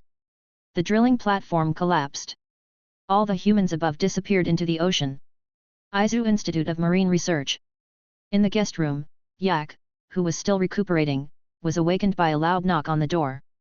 When I opened the door, I saw Daegyo raising one hand as if knocking on the door. Give me one reason not to make soup out of you. Daegu ignored the resentful look, picked up Yak and left. Captain, there is no time to explain. While Yak was confused, Daegyo quickly came to a temporary meeting room and put Yak down gently. Lena also quickly brought a cup of tea and placed it on the captain's desk. No one can explain the situation. Yak raised an eyebrow, waiting for everyone to give a reasonable explanation. The screen on the wall lit up, and Captain Zhujian, Vice Captain Zhongfang, and team member Nori sat together in a row. The captain of the intermediate team said, Captain Yak, since this happened suddenly, I have to disturb your vacation for now. It's attendance. Yak reminded warmly. Okay, attendance. Captain Zhujian said, we have received an international emergency signal. A monster has appeared at the oil survey station in the RC area. The equipment support team has already arrived, but they are only willing to follow the command of Captain Yak. After the monster appeared, the equipment support team was the first to be notified and personnel were dispatched directly there. Captain Akuma wanted Sakata to attack first, but was rejected. The reason is that the intermediary captain has no power to command the support team, they only obey the orders of Captain Yak. Okay, I see. Yak nodded. Victory team, move out. Clear. When we walked out of the Institute's gate, the support team was already waiting for us. Even the Victory Swallow was parked at the door, waiting for the Victory team members to drive it. Its efficiency can be seen. Captain. Sakata bent over. Yak said, order the ships to attack directly, don't hold back. Clear. At the command, the ships anchored on the sea fired their cannons together. The Victory Swallow also approached the battlefield amidst the artillery fire. Captain, a monster has been spotted. On board Fiyin No. 1, Daegu reported the observation situation. Zinken, who was sitting in the main driving position, pulled the trigger directly and attacked the monster. Inside the headquarters, Irumahue spoke quickly, stop for a moment, rescue, and see if there are any survivors. But the roar of artillery fire silenced the captain. Only Yak's lazy voice sounded, Captain Jujian, the drilling platform has been completely destroyed by the monster. The strong water flow and the monster's rampage. The support team concluded that the probability of survival is 0. The sky-high artillery fire mixed with red lasers engulfed the monster, and the scorching flames dried out its fish-like shell. Sizzle. The pain from the burn made the monster roar to vent its agony. Its fins slapped the sea surface, creating huge waves and soaking the already dry surface with sea water. The attack worked. Zinken and Daegu showed joy on their faces, pulled up the Fiyin, and planned to turn around and launch another attack from behind the monster. But the monster is not easy to deal with. It sees the little bug in the sky flying behind it. It emits orange light from the strange light-generating organ on its dorsal fin. Snapped. Fiyin No. 1, who had no time to dodge, was hit instantly. Almost half of the fuselage was cut off, but fortunately the support team had reinforced all the fighter jets before. Otherwise, that blow just now would be enough to kill both of them. The Fiyin, which had lost its ability to move, was stabilized with difficulty under the control of the Zinken team members, and the bottom of the plane hit the sea surface, causing huge splashes. Prepare for rescue. In the headset, Jack's voice was calm. Upon receiving the order, the rescue team immediately dispatched a small boat and, ignoring the monster that was still wreaking havoc, stepped on the accelerator and rushed towards Fiyin No. 1. Yak looked at the monster. The light he just emitted contained a strong radioactive energy. It should be the light energy converted from radioactive energy. And, it was the same energy he had on that weird fish at TPC headquarters. Yak pointed his finger at his arm, don't stop attacking, cover the rescue squad. The already crackling artillery fire roared once more. On the other hand, it was unclear whether the monster had seen something or was just frightened by the beating. It sank directly to the bottom of the sea and disappeared without a trace. Tisk, pack up. Yak said unhappily. Coward. Facing the sunset, the victorious team returned to the base. In the corridor, Daegu and Xin Cheng blushed and said embarrassedly, Captain, we have to trouble the repair team again this time. The crash may come and go, but it will always come. Yak sighed and consoled them, if the repair team invites you to dinner in the future, remember not to accept it. Oh. In the command room, the captain of the intermediary team had been waiting for a long time. Wait until everyone sits down and watches the monster appear on the screen. Captain Junjian said, I will start with the conclusion. The monster that attacked the oil exploration station this time can be said to be a sea creature that was affected by the underground nuclear explosion experiment and mutated into a deformed form. From now on its code name is Relos. The deep-sea monster Relos. Horii sighed, having said that, this monster is really fierce. Although the ocean is huge, we can't continue to let it go, otherwise it will definitely endanger mankind. As members of the victory team, it is their duty to prevent monsters from harming humans. So, is there any effective way to repel it? Daegu asked the most crucial question. Brush. Everyone turned their heads and looked at Yak, who was dozing off to the side. Under the gaze of everyone, Yak could only cheer up. After the support team's research, our conclusion is The eyes of the victory team members lit up. As expected of Captain Yak, he came up with a solution so quickly. Yake deliberately stretched out his voice, it's still under discussion. The team members were silent, he was worthy of being Captain Yak. But Yake changed the subject, I can see that Rielos should be intelligent. Chapter 72. At the time, the support team was rushing to the battlefield. If they were to delay for another 10 minutes, the nearly 3 times the firepower would be enough to put them in bad luck. Yake tapped his fingers on the table, but the fact is that Rielos guessed my deployment in advance and retreated quickly. This shows that the monster's bloodthirsty habits can be controlled. Rielos has the same thinking ability as humans. Yak's explanation was very clear. Once the monster becomes intelligent, the threat will increase exponentially. After saying his own words, Yake stepped aside and fished. We must destroy it. Zinken slammed the table. Since Rielos is active on the sea, it is very likely to come to land. If that's the case, the concept of deep-sea creatures doesn't apply to it, Hori agreed. An amphibious monster that can move both in the sea and on land is very tricky. Munikata folded his arms, if its cell tissue contains radioactivity, the situation could be even more dangerous. Sheila. The door to the command room opened. Director Zijing's face was heavy, that's right. At the sudden arrival of the director, members of the victory team stood up one after another to show their respect. Except for Yak, of course, who was taking a nap. The consequences of the experiments humans have conducted so far are finally coming to humans themselves. The enemy does not only come from distant alien planets, but what we humans have done has led to new threats in places we don't know about. Everyone was listening carefully to the director's words. Except for Yak, of course, who was taking a nap. That monster, in a sense, can be said to be a victim of human science. But now that things have come to this, we can only think of a way to destroy that monster Rielos. Captain Ark. Captain Ark. Director Sawai looked at Ark, who was nodding his head up and down, as if he was listening attentively. Well, Director, you say. Yake suddenly woke up and reacted immediately. Director Sawai patted Yak on the shoulder and said, I have seen the efforts of you and your support team. I hope that the support team and the victory team can act together on this mission. You will lead it yourself. Learn. Yake raised his hand and gestured okay. This isn't the first time, we're familiar with this situation. Then leave it to you. After Sawai left, Yake stretched himself. He rubbed his sleepy eyes and said, as usual, Nakama and Nori will stay in the command room, and Zhongfang will be responsible for coordinating the logistics and support team. The others will follow me to the scene. As for the temporary base, Izu Marine Research Institute. Understand. Understand. Izu Institute of Marine Research. Now it has become Yak's temporary command room. Of course, normal experiments can still continue, as Yak is not a robber. Maybe. In the command room, Yak sat in front of the monitoring equipment. The Victory Swallow set off under remote command through the communication network. If Rielos appears near the sea surface, it will definitely leave behind a large amount of radioactive material. I have equipped you with a small unmanned inspection aircraft to continue patrolling the sea surface. In the headset, Yak's voice was clear. Clear.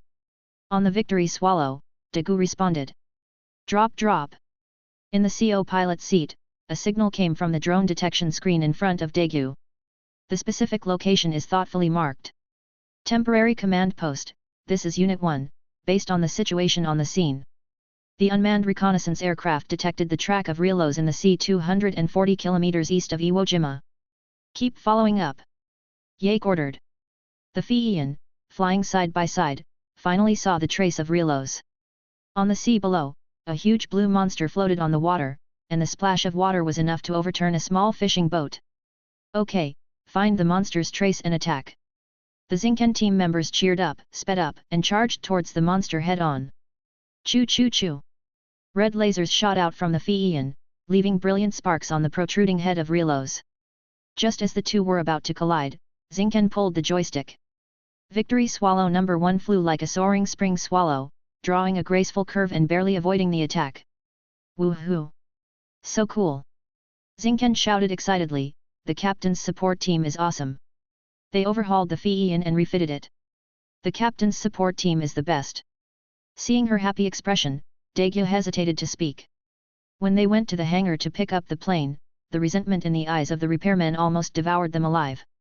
Hey, Zinken, you better take it easy. Dagu shook his head and said helplessly, prepare the underwater mines. The missile bay of the Fian No. 1 aircraft opened, and a cylinder more than 1 person tall fell into the water. Soon, the dazzling red light illuminated the entire sea so brightly that one could not open their eyes. A deafening explosion, accompanied by scattered shrapnel, exploded on Riolo's body. The burning pain could not be wiped away even with sea water, so Riolo soaked the injured part in the sea. Use the moist sea water to remove the pain. Temporary command post. Yak stared at the monster's route map, which was traceable. Rielos must have been attracted by something. Someone is coming. A fully armed combat squad member stepped forward quickly, bent down, and prepared to receive orders. Yak asked, are there any experiments or machines started at the Oceanographic Research Institute today? Yes. The combat squad quickly reported, researcher Miyata is currently conducting an experiment to induce fish to swim. That's right. Yak connected to the Victory Team's channel. Based on Rielos's whereabouts, I speculate that it is the ultrasonic fish induction system of the Marine Research Institute that is emitting signals that are attracting the monster. Basically, Rielos is just a mutated and twisted migratory fish. It's looking for its pack. There was dead silence on the other side of the communicator. Lena said, oh my god, what are we humans doing? In Izu, after receiving the news from Ake, the machine that was being tested was immediately shut down. All the researchers were also taken away from the scene by the support team as soon as possible. Although the fish-inducing transmitter was turned off, Rielos still remembered that direction and wanted to go there. Sizzle. Dear tribe, please don't abandon me. Rielos has the intelligence of an ordinary person, which makes it very aware of its own changes, but even so, Rielos is unwilling to believe it. It belongs to its group, it just got bigger. In the temporary command room, Yak listened to the cries of the migrating fish in the ocean. Chapter 73. After receiving the order, the Victory Team immediately turned back to the Ocean Research Institute. At this time, in the Research Institute, only the members of the support team were busy preparing defensive fortifications. People were busy moving around and had no time to pay attention to the arrival of Daegu and others. Captain, the automatic artillery has been installed. Captain, the missile launcher has been calibrated. Captain, ocean and sky reinforcements are ready. Yak in the temporary command post narrowed his eyes and listened to the report from his subordinates in the earphone. This time he was going to give Rielos a big blow. See what it means to use artillery fire to clean the ground. Captain Yak, how long will it take for Rielos to arrive? Daegu stepped forward. About 3 minutes. Yak calculated the time and gave a more standard time. Drop drop drop. At this tense moment, Miyata, who had left, called and said, hey, Captain Yak, the transmitter in the bay is still on. We were in such a hurry to evacuate that we forgot about the youngest one. Wang Defa? Yak raised an eyebrow and ignored it. The ultrasonic fish induction transmitter was used to attract Rielos, but now the monster has memorized the direction, so it doesn't matter whether it is turned off or not. Kamaki. Lena, who was standing by, suddenly screamed, opened the door and rushed outside. What's going on? Jack pointed at the open door, looking confused. Daegu suddenly remembered something, it's the dolphin named Xiaomu, Captain, I'm going out for a while. After saying that, they followed suit. Scored twice, it's weird. Yak pointed at Zinken, you, explain it to me. Clear. Then, under Jack's strange gaze, the love-hate relationship between dolphins and humans slowly unfolded. After listening to this, Yak sighed and said, what a sin. They. Lena walked along the narrow path and came to the dolphins' activity area. Bending over, he whispered, this is the danger you wanted to tell me about, right? I will definitely come to save you. Daegu, who followed closely, also heard it. After training, both his hearing and vision improved significantly. Lena. Daegu? Why are you here? The familiar call made Lena feel warm in her heart. Daegu smiled innocently, I can't let you face danger alone. Come on, I'll go with you. The location of the bay transmitter is on the extended coast. Daegu, be careful. Lena, who was behind, was specifically told by Daegu not to follow, so she could only cheer on the side. The rugged coastline is a bit difficult for ordinary humans to walk on. But for a pervert like Daegu, this is a piece of cake. After a few gentle jumps on the protruding rocks, he arrived in front of the transmitter tied with a rope. Sizzle! Not far away on the sea, a strange-looking monster broke out of the water, groaning like a weeping child, as if calling for something. It's too late. At this moment, Yak's voice came from the headset, "Stinky boy, this mission is on you, go back and write a self-review. Fian number 1 is dispatched, and all marine and air support will be deployed." A man next to him said hesitantly, "But what if this disturbs the monster again and it runs away?" Yak said impatiently, "Don't we have a transmitter? Just do it again." Executing an order. The familiar and kind words, although with a hint of reprimand, could not conceal the concern. Daegu suppressed the emotion in his heart, pulled the rope, and dragged the half-person high transmitter to the side. The embarrassment is coming. No key. Daegu gritted his teeth and thought, since the captain is here, he might as well just force his way in. Immediately, he punched the metal casing of the transmitter. Thump! After the loud noise, the iron shell of the transmitter was like paper and was forcibly opened by Daegu. After closing, Daegu took Lena's hand and left the scene. Boom boom boom! Countless artillery pieces fired at the same time, the earth-shaking roar was like the wrath of a god, and the soaring flying swallow fired lasers at the monster from all directions. This was a long-planned attack. Rielos came to this conclusion immediately after being hit hard. A tribe imprisoned by humans. If it wants to survive, it must find a way to save its clan. Rielos's huge body sank to the bottom of the sea and disappeared into the ocean without any hesitation. "Captain, the target has disappeared. Withdraw." Yak lay on the chair. Clear. The ships, drones and fighter jets retreated like the tide. Apart from the smell of gunpowder in the air, nothing seemed to have happened. Temporary command post. Daegu and Lena lowered their heads, not daring to look at Yak's face. According to the original plan, Rielos will come to the land, and all the support team's weapons will surround the monster and launch a saturation attack. Almost the entire coast will be plowed by artillery fire. But due to the two people's private actions, the plan was forced to terminate. This kind of thing is very serious. Yake lay on the chair and said to Daegu, "You should write a 20,000-word self-review, and Lena should write a 10,000-word self-review." "Ah, yes, yes." Daegu took a long time to react. The punishment was too low. "Is it over now?" Zinken and others, as well as the people from the support team, looked at Daegu with disbelief. "I hope you have no relationship with Captain Yak. You can write a self-review to explain this."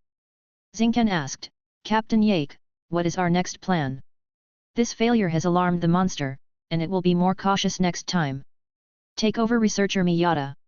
Yak looked at the sea outside the window and said, "Increase the power of the transmitter and use the cry of the Rielos to make an ultrasonic signal for the fish to ask for help. Isn't it looking for its tribe? Then let it come." It just so happened that Rielos didn't realize it was the machine's fault, so he took advantage of the fact that he was still in the dark and removed half of his firepower, and the remaining half went into hiding. Yak looked at Daegu again, "Then it will be you and Shinjo who will pilot Unit 1, load it with special missiles, and prepare to make amends." "Understand. Understand." Yak nodded in satisfaction. "Let's adjourn the meeting." Dusk gradually fell. After dinner, everyone, led by Lena, came to the bay where the dolphins docked. Yak finally saw the grey dolphin named Xiaomu. "Kamaki." Lena squatted down with a smile, stretched out her hand and touched the dolphin's protruding mouth. "Leave here quickly tomorrow, otherwise your life will be in danger." Beep beep beep. Xiaomu let out a short cry. It can be seen that the two had a very pleasant communication. Yak tilted his head and whispered, "Daegu, is this Lena's boyfriend?" "Ah." Daegu nodded helplessly. "Then you have a powerful enemy." Chapter 74. With the new instructions, everyone took action in full swing. First, most of the support team's artillery and missiles were withdrawn from the battlefield, leaving only a small number hidden in buildings and bushes. The marine research team centered around Miyata is working to produce an enhanced version of the flood generator. Daegu and Xin Cheng drove the Fian, hovering and patrolling in the air to prevent sudden attacks from monsters.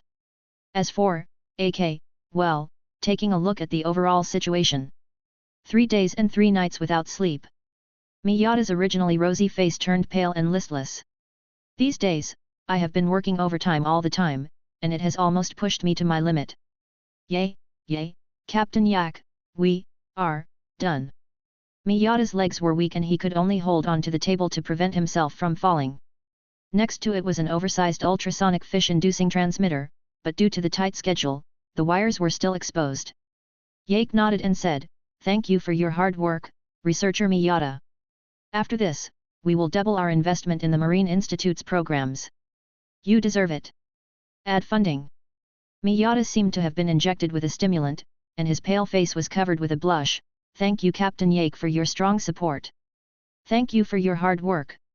Yak waved his hand and asked his men to help the people from the Ocean Research Institute retreat first. Now, the last link has been snapped in place. Yake picked up the communicator. "Everyone, please pay attention, enter wartime status. Daiko and Shinjo will pilot Unit 1, while Lina and others will pilot Unit 2. Clear. Clear." The team members received it one after another. The large flood generator was moved to the center of the institute and placed in the encirclement. Rielos is a mutated deformed body, and Ark does not want to kill it as a part of the Earth. So, all we need to do is let Daegya crash the plane. Let Tiga practice with the monsters, then purify Rielos, and finally release him. Well, everyone is happy. "Captain, the arrangements are complete." The voice of the support team's deputy Captain Sakata came from the headset. "Then let's get started." "Yes." At the command, the enhanced transmitter was turned on at full power. It imitated Rielos's cry and spread out in all directions in the form of sound waves. "Sizzle-a-a-a-a-a-a-a. Save me, save me." Deep in the sea, a pair of huge eyes opened. Rielos heard the call of the tribe. The fins with sharp bone spurs stirred up the water, and the huge crescent-shaped head broke through the resistance and moved in the direction it once remembered.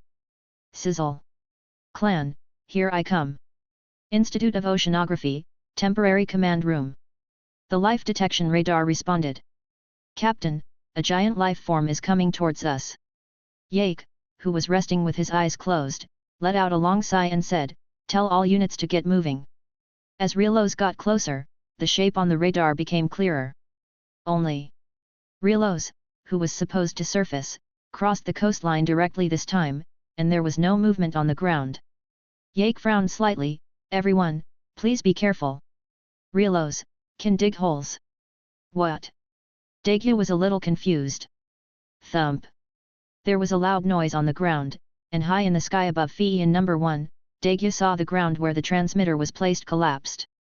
A large amount of sea water gushed out along with the monster's body. "The monster is coming." Rielos has an IQ comparable to that of humans. After suffering a loss last time, it has not appeared on the sea surface. Instead, he dug a hole in the ground in a very cunning way. Sizzle. Rielos roared in a high pitch, hoping for a response. But what greeted it was a salvo of artillery shells that had been hidden long ago. The special-purpose Yak missiles carried by the Fian were also fired in the salvo. Boom boom boom. The flames rising into the sky were like the wrath of the gods. Under the huge explosion, even Rielos, a monster, couldn't withstand it in the first moment. The hard scales broke apart and the entire body was blown down, crushing the nearest research building. Yake sighed, "A research building plus the experimental equipment inside, tens of millions of dollars have been wasted. I hope the higher-ups will reimburse me." The fighting continues. Rielos was stunned for a moment, but he stood up immediately. He was enraged. It keenly discovered that it had been deceived. There is no ethnic group here, everything is just humans deceiving it. Rielos' dorsal fin glowed orange, and energy gathered in the glowing tentacles above its head, attacking indiscriminately. The monster couldn't see where the attack came from. "Then plow them all." Orange light exploded in all directions, razing all the houses and trees to the ground. Fortunately, the support team has achieved remote operation, and personnel only need to operate in a hidden place and do not need to be present on site. Otherwise, I don't know how many people would be lost. Choo choo choo. Above the sky, Daegu, who was entrusted with the mission of redeeming himself by committing a crime, immediately shot at the monster. Aim at the exploded side scales and strike hard. Sizzle. The secondary trauma made Rielos jump up in pain, and then a beam of light shot out. Not good, it hit the bullseye. Is that the sound of a plane breaking down? No. That was the maintenance team's weeping cry. The cockpit of Fiyin No. 1 was almost blown apart, and the violent shaking directly knocked out the Zinken team members. Daegu.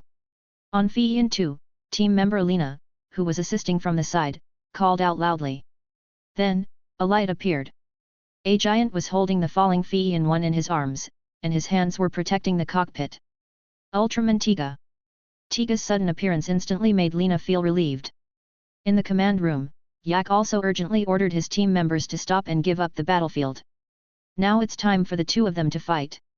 After his transformation, Daegu placed the Fiyin No. 1 in a more hidden bush.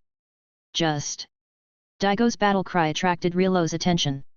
Tiga jumped up and kicked the monster in the side. Under the huge force, Riolo's fell down. As the saying goes, once you have an advantage, don't hold back. The monster arrived, and Daigo rode on Riolo's and gave him a series of elbow strikes. But Riolo's was originally a deformed deep-sea fish, with its entire body covered with hard scales. When Daegu's fist hit, there was only a banging sound, and as for the power, it was just average. But Riolo's was no pushover either. He used his huge arm with bone spurs to hit Tiga's abdomen hard. The sharp teeth bit into Tiga's shoulder. Hiss! Inside Tiga's body, Daegu bared his teeth. No, you're Gazote. Riolo's kicked hard and kicked Tiga away. Thump! Another research building was crushed. But after rigorous training, Daegu's endurance and ability to withstand blows are also impressive. Without stopping for a moment, he stood up with a somersault. Just. The warm-up is over and now it's time for the second round. Chapter 75. Riolo's 2 feet have excellent jumping ability and high mobility that is inconsistent with his huge body, which makes the spectators dumbfounded. A huge monster jumped high and smashed down on Tiga. Over and over again. Its huge body completely defies the laws of physics. What is it? This is quite interesting. Jack unconsciously put down the teacup in his hand. Tiga, who was pressed under him, was completely stunned. What kind of move was this? He had never seen this before. What kind of damage do you want to say? It's just a superficial wound and will heal in a short while. Daegu was lying on the ground, with one hand passing across his forehead, and red light gushed out. Tiga Daegu's happy type. After switching forms, the red Ultraman Tiga's strength increased greatly, and with just one hand he supported Riolo's who was jumping up and down. Fell violently. Boom! A large area of undeveloped forest was crushed. Sizzle! The huge recoil caused Riolo's to feel severe pain. Daegu stood up and turned one hand into a knife shape. Riolo's quickly climbed up, and its dorsal fin kept flashing orange, as if it was emitting light. Daegu, who had already seen through everything, put his hands in front of him and formed a colorful ultra shield. But what he waited for was not the orange light shooting out from the forehead, but a stream of high-pressure water. The high-pressure water flow that did not contain any kind of energy was not blocked by the ultra shield at all, and it directly washed over Daegu's upper body. As for the harm. Carrot chicken. Daegu wiped his face hurriedly, shook his hands, and found that nothing was wrong. He put his hands on his hips and puffed out his chest. Daegu, Tiga, have a thick skin. After the high-pressure water flowed, layers of orange light shot out from the forehead of the monster and exploded on Daegu's puffed chest. Clap clap! Tiga, who had been holding his head high just now, flew out. Haha! Yak pulled the corner of his mouth and said to Lina team member in the communicator, the invincible Tiga fell again. Ah, Captain Yak, what do you mean? Lina asked with a question mark above her head. Nothing, I just saw something happy. Oh. Riolo's has a high IQ, but compared to other vicious monsters, he is like a child. Is it purely malicious? No, it just wants to find its tribe. Does it have pure good intentions? No, as a monster, its every move will bring about huge changes. Riolo's laughed, covered his eyes, and jumped on the ground. It was as if his prank had succeeded. Daegu stood up from the ruins. He was a little angry because he was teased many times. Tiga stomped the ground hard, and almost at the same time, he appeared in front of Riolo's. One punch, and another. Even Riolo's high intelligence and speed combined are no match for Daegu's trained skills. He can only be beaten passively. Just like teaching a naughty child a lesson. Having vented enough, Riolo's arrogance was completely crushed. He lay on the ground with a bruised face, waiting for the judgment of the giant. Daegyu gathered energy in his hands and condensed it into a ball of light in his chest. What's different from the past is that this time the energy ball is colorful. Rielos was hit and was wrapped in a huge colorful bubble and floated towards the ocean, finally disappearing. Restore the light. Another new skill. Now Daegyu showed a lot of fancy things, but Yak couldn't guess why a wizard always liked close combat. I can't figure it out, I can't figure it out. Temporary command post. Yak stood up and said, rescue personnel, send a team to find Victory Swallow No 1. Clear. With efficient cooperation, the unconscious Zinken team member and Daegyu who pretended to be unconscious were dragged out of the cockpit. People from the Ocean Research Institute also returned to this beautiful and scenic ruins. Yes, after the trouble with the monsters and Tiga. The current Ocean Research Institute can only be considered as a ruin. What the hell is going on? Miyata's resentful eyes almost drowned Jack. It seems to be saying that this is part of your plan, and you can't just do the job and leave, but at least settle the bill. Yak was calm and composed, not panicking at all. Don't worry, I will report to my superiors and ask the finance department to reimburse you as soon as possible. I will also arrange the latest equipment and buildings for you. I will make up for the remaining bits and pieces for you. Captain Yak. Tears welled up in Miyata's eyes. He had never seen such a generous person. A chill came over me. Yak shuddered. Oh, my dear god of Noah, why don't you take back that damn expression of yours? I'll give you a damn. Okay, got it. The exciting battle is over, and the remaining time is for rest and recuperation. Well, that's what Captain Yak said. Dolphin pool in the bay. The members of the Victory team lay on the fence, looking at the blue sea and smelling the salty and humid smell brought by the sea breeze. Xiao Mu, that's great, you're back to normal. Lena squatted down and stroked the dolphin's delicate skin with her hands, excitedly introducing Daegyu beside her to it. As for what Daegyu feels like, you can tell from his bitter face. Tisk, the team members have a long way to go in their blind date activities. Yak took a sip of tea and felt the breath of nature. A world without pollution is so comfortable. It really knows everything. The fire of a scientist in Horii's eyes burned brightly. It knows that Lena and Daegu are its benefactors who risked their lives to save it. Xiaomu let out a few high-pitched screams, seemingly in response to Horii's words. The ocean belongs to all of us. No matter what, we cannot pollute the ocean. Daegu said with emotion. Yak, who was drinking tea, said, due to the renovation, everyone will stay here this afternoon and do whatever they want. Just do what you need to do. According to the original regulations, after completing the mission, one should return to the base to report.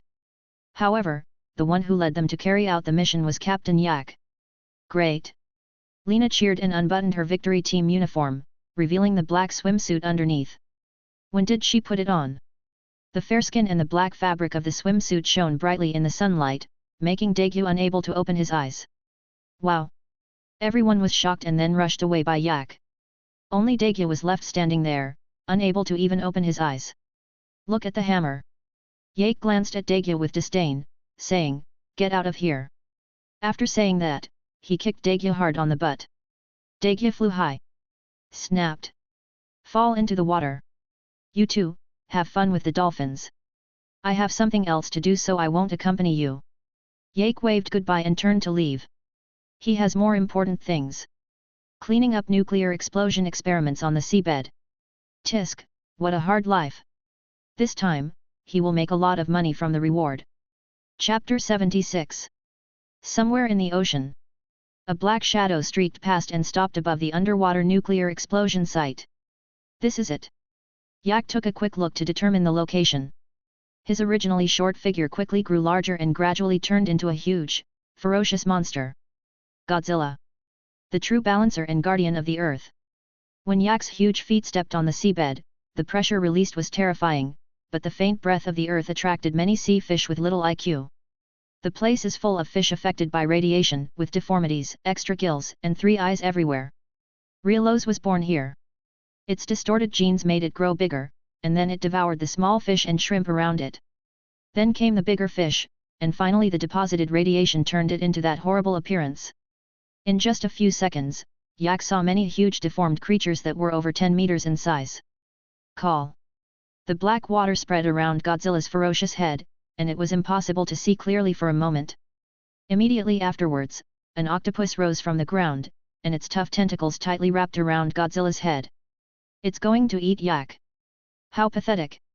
Yak was not angry about the offense. The order of life was disrupted here and the balance was a joke. He felt genuine compassion. The wrapping felt soft, just like a spa, and the barbs of the giant octopus had absolutely no power at all. With a slight tear, the octopus's tentacles broke under the huge force. Yak threw away the life like mud. The creatures here are crying and praying for redemption, redemption in the name of death. Ah! Yak sighed, Earth will, I'm actually quite curious, do you really have no emotions? No. After asking, Yak started working. Cleanup begins. The behemoth just stood there quietly, gentle blue energy spreading from Godzilla's majestic dorsal fin. Just like the warmth of the mother's body, all living creatures were attracted and swam towards the giant beast. For a moment, the predator and the prey stood side by side. No killing, no sound. Just quietly surround Godzilla and receive the baptism of blue energy. In an instant, something happened that could not be explained by science. The turtle's extra internal organs disappeared, the shark's festering skin began to heal, and all deformities caused by radiation began to recover under Yak's gentle tolerance. It's like a miracle. The radioactive energy dormant in the ground surged like a tide, gathering towards the silent beast. Everything that shouldn't exist was absorbed by Yak. Half an hour later, all the abnormalities disappeared, as if nothing had happened. After receiving treatment, the marine creatures did not leave immediately, but came forward one after another and touched the real king with their tiny bodies. The magnetic fields are merging and the breath of living beings is gathering. The will of the earth has arrived. It was a huge ball of light, sometimes exploding and sometimes gentle. It seemed as if countless energies were flowing within his body, and the souls of all living beings on earth were being melted and tempered within him. Yak, this is your reward. A ray of golden light separated from it, condensed into a pure crystal, and sank into Yak's head. I hope your evolution can be useful. The phantom of the Earth's will crumbled and eventually disappeared, as if it had consumed too much energy. About 12 hours. The beast opened its eyes. A glimmer of gold flashed in the azure eyes. Red lotus form, 100%. Growth value, 100%. Congratulations, Master. Thanks to the gift from the Earth, you have obtained the golden shining form. Travel points plus 5,000 points. Ahoy, golden sparkle? I took over Tiga? Yak was confused and said, I know you are generous, but aren't you being too generous? I really don't want to fight Gatenja. The intention of the Earth's will is very clear. With the arrival of Yak, there is no need for an unstable factor like Gatenja to give itself a bath. After all, reshaping a vibrant planet is very tiring. It has a high risk factor and is unstable, so it may become a traitor. It needs to be fed regularly from time to time. Otherwise, how could it sleep peacefully in the Lolyu ruins? Compared with Yak, the cost effectiveness is too low, so it is better to clean it up directly. Damn, this becomes another kind of office worker. Yak was full of resentment, gritted his teeth and said viciously, Earth will, next time I won't let you bleed profusely, I will write my name upside down. The Earth's will ignored him, which was considered as its consent. Ugh! Yak turned back into human form and swam towards the shore unsteadily. Off work. Hiss, no, what is that? Jack got up from the back of the turtle that he had grabbed halfway to serve as a driver, and looked at the trench next to him with a frown. Metallic taste. It also carries an alien magnetic field. He tapped the turtle's head and said, go that way. Turtle. But there's nothing we can do, it's just bad luck. Carrying Yak on its back, the turtle swam slowly into the trench. Although being a laborer was hard, the feeling of taking advantage of the power of another was really cool. All the inferior characters like sharks and giant squids should stand aside. The turtle rushed all the way to the bottom. Jack finally saw it, his sense of smell was right, it was a metal humanoid machine as tall as a person. It's still hard when I knock it. Hiss, left on Earth by an alien planet. I remember what this was called? Gobnu. Yak slapped his head. After so many years, he didn't remember many monsters in the story of Tiga, but this thing survived 2 episodes, so it was quite impressive. Bring it along and let those crazy people in the research class study it. I picked up some seaweed from the side and tied it to the turtle. Walk home. Coastline. A sneaky figure emerged from the bottom of the sea, dragging something. Then, the police arrived. Surrounded by police cars, Jack was confused. What was going on? It's not even a day and I'm already wanted? What? I was demoted to the bottom of the equipment support team. Are the TPC executives crazy? Listen up, people in front. You've been caught. Put down the body in your hands and surrender immediately. A man holding a megaphone shouted to Yak, if you surrender now, we promise not to use force. Then, Yak smiled. Hell, no one can judge him, not even TPC. Yak dropped the gobnu in his hand and pressed the emergency button on the PDI communicator. However, the communicator is still well made. After the support team modified it, it is very durable and can still be used after being soaked in water for such a long time. Half a minute passed. A large number of soldiers armed with live ammunition surrounded the entire beach, and armed helicopters were hovering in the air, with machine guns aimed at everyone except Yak. Chapter 77.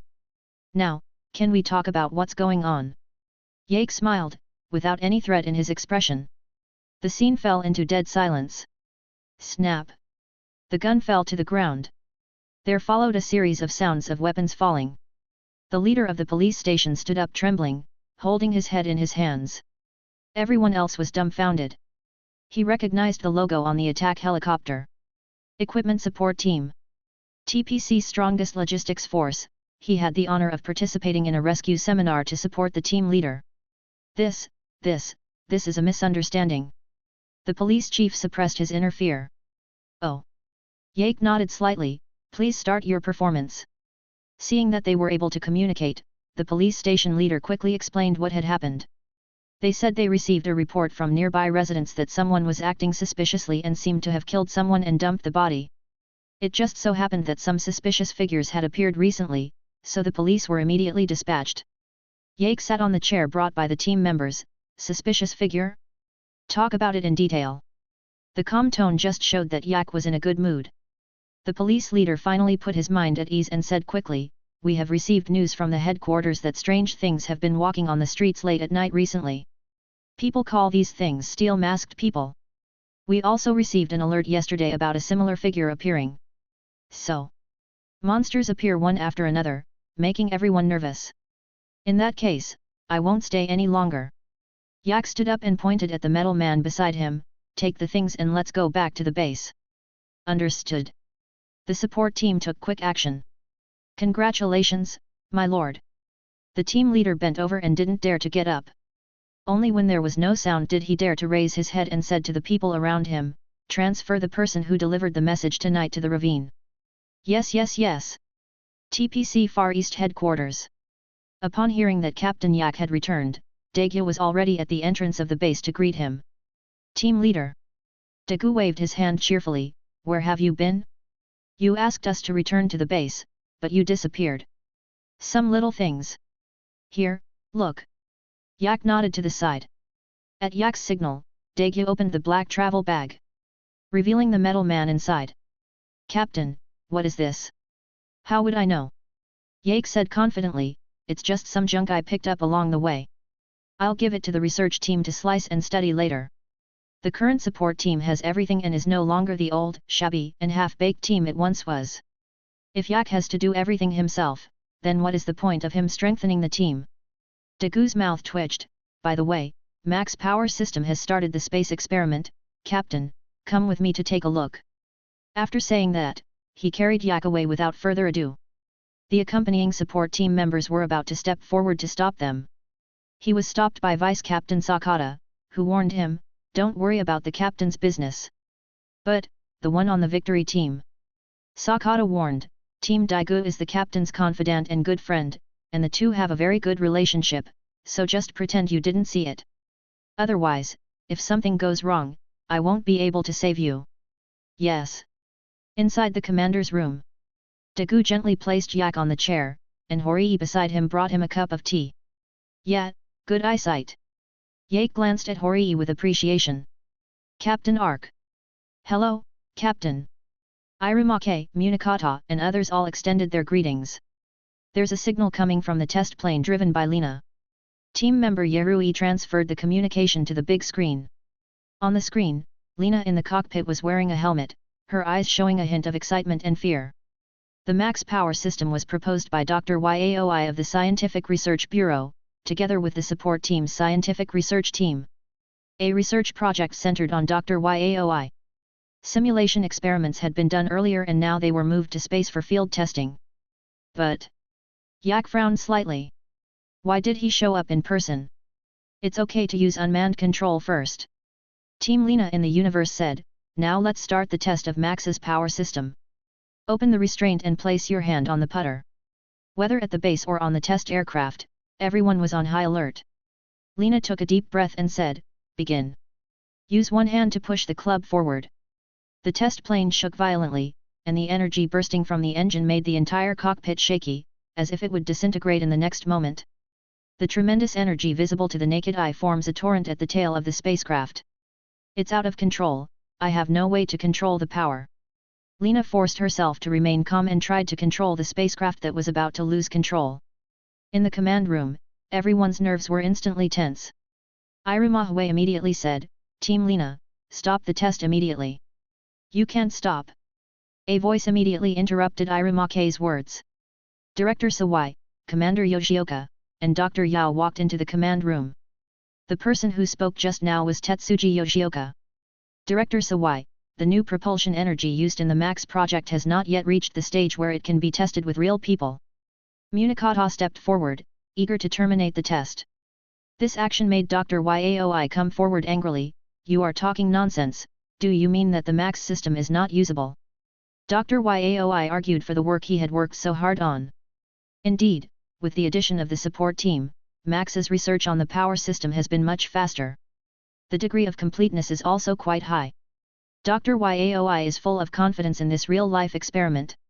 During the argument, Yak lowered his head and used his communicator to connect to the support team's exclusive network. Through remote means, the MAX system on the test spacecraft that Lena was riding was forcibly shut down. Well, for research and development. The support team has always been cautious and will leave similar backdoors in case of emergency. In most cases, only Yak has the authority to use these backdoors. Everyone, it seems that the MAX system has been remotely shut down. Lena's voice calmed the anxious atmosphere present, besides, the data from the test just now has also been recorded. Everyone present was dumbfounded. Who would be so bold as to disobey orders and forcibly shut down the system remotely? When they looked at each other, Yake stretched and said, oh, sorry. I just took a nap, but was disturbed by the sound of the MAX system. If you turn it off when you get angry, I hope you guys won't get angry. Yake's nonchalant expression seemed to be saying, what, you don't accept it? This. Director Sawai sighed. He had expected that since Yake was back, he would definitely intervene when he saw the situation. Captain Yake is here, so let Yake take charge of all matters. At this point, the scene was very awkward. Headquarters please answer. There is an island floating in space. Lena's voice was like spring rain, moistening the dry ground. Chapter 78.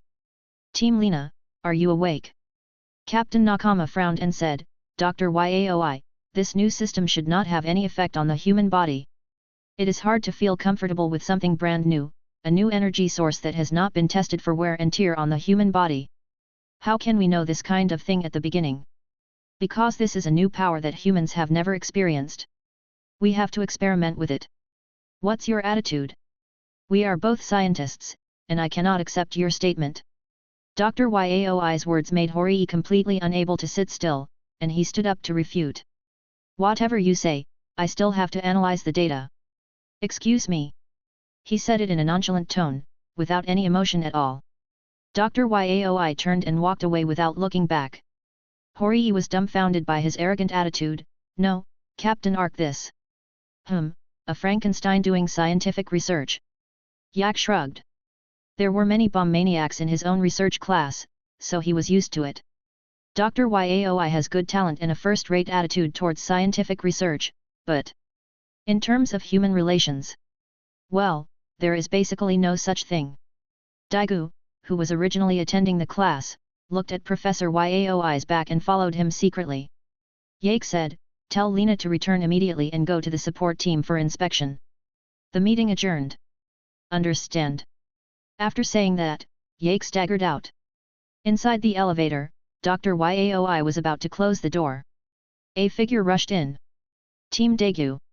Yao Mingban had already heard of this young and energetic newcomer, as well as his impressive achievements. Dr. Yabi said, I didn't expect the victory team to be so conservative. I heard that the underground power plant has been very busy recently. Daegu did not respond because Yak had reminded him not to meddle in the affairs of the top management. Dr. Yaoi took over the conversation. There are still very few people who understand Max's power system. I'm very interested in this thing. Daegyu's eyes revealed an extremely strong curiosity. Humanity can achieve new evolution. As long as we have new power, we can definitely achieve it. Just now in the command room, during the argument, something Commander Yoshioka said made Daegu very excited. It's a necessary strength for a winning team. Commander Yoshioka demands perfection from his team members, but he always approves of new weapons and equipment, and will support anything that can enhance the strength of the victory team without reservation. Hawkish style. Dr. Yabi said, it's not power, it's light. The confusing words left Daegu completely bewildered. Hey! The elevator arrived, and Dr. Yaoi didn't stay for long, but turned and left. Underground floor B133. It's such a deep place. Daegu widened his eyes. It was the first time he knew that his base was so deep. Hey, what are you doing here, brat?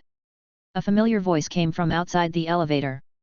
Yake appeared in front of Daegu with his hands behind his back, the corner of his mouth curled up. Do you know where this is?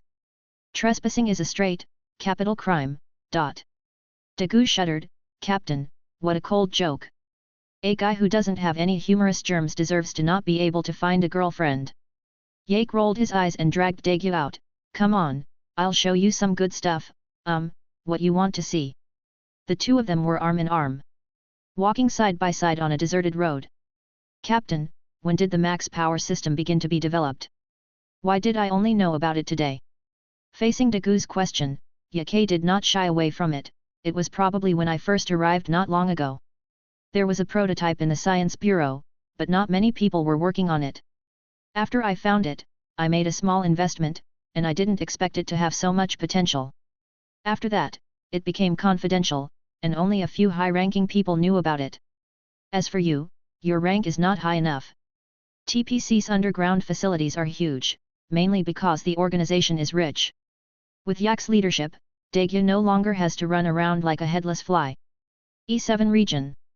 Yak led Daegu and walked in with a swagger, and people along the way saw Yak's figure. He quickly stood at attention and bowed his head to show respect.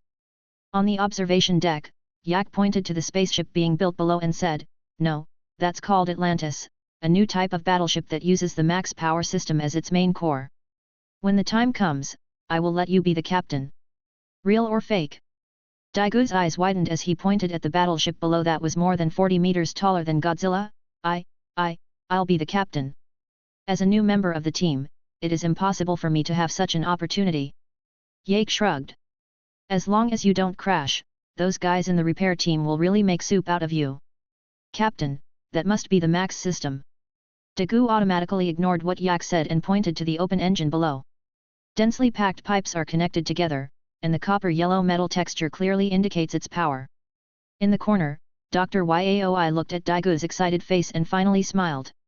To have one's hard-earned work recognized is an honor that no researcher can resist. Immediately afterwards, Yak was not idle either, and pulled Daegu to watch it up close. By the way, let me introduce the performance of the Atlantis and the weapons it carries, so that Daegu can familiarize himself with it first. Time passed quickly and it was night in the blink of an eye.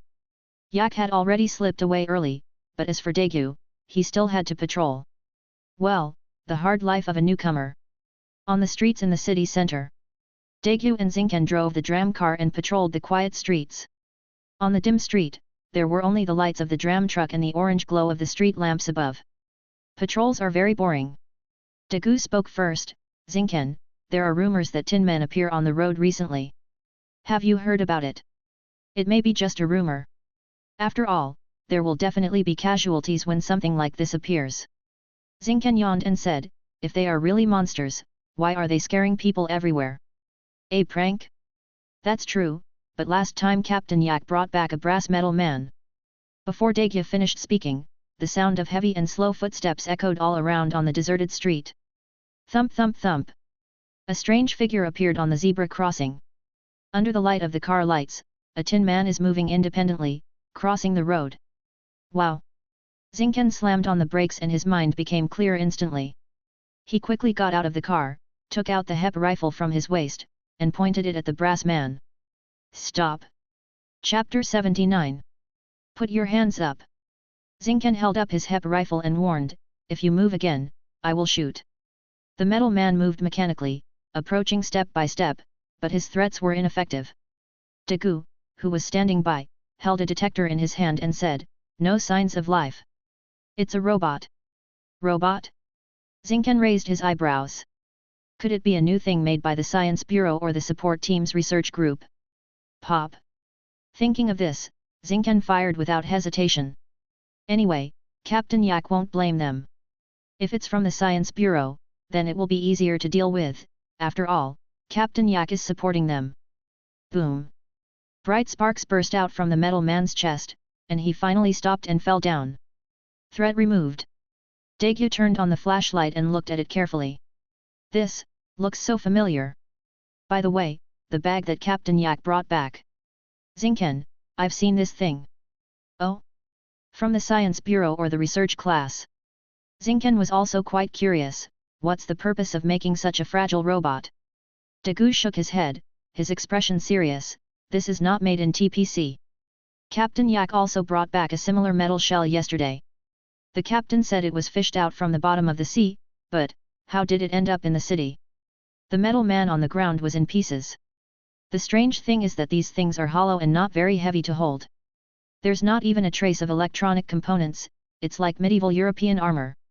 Daegu picked up the scattered parts on the ground and said, take these back. Maybe the captain can find out something. It is good. In the next few days, many metal men of unknown origin were found in various places and were taken back to the base by the victory team.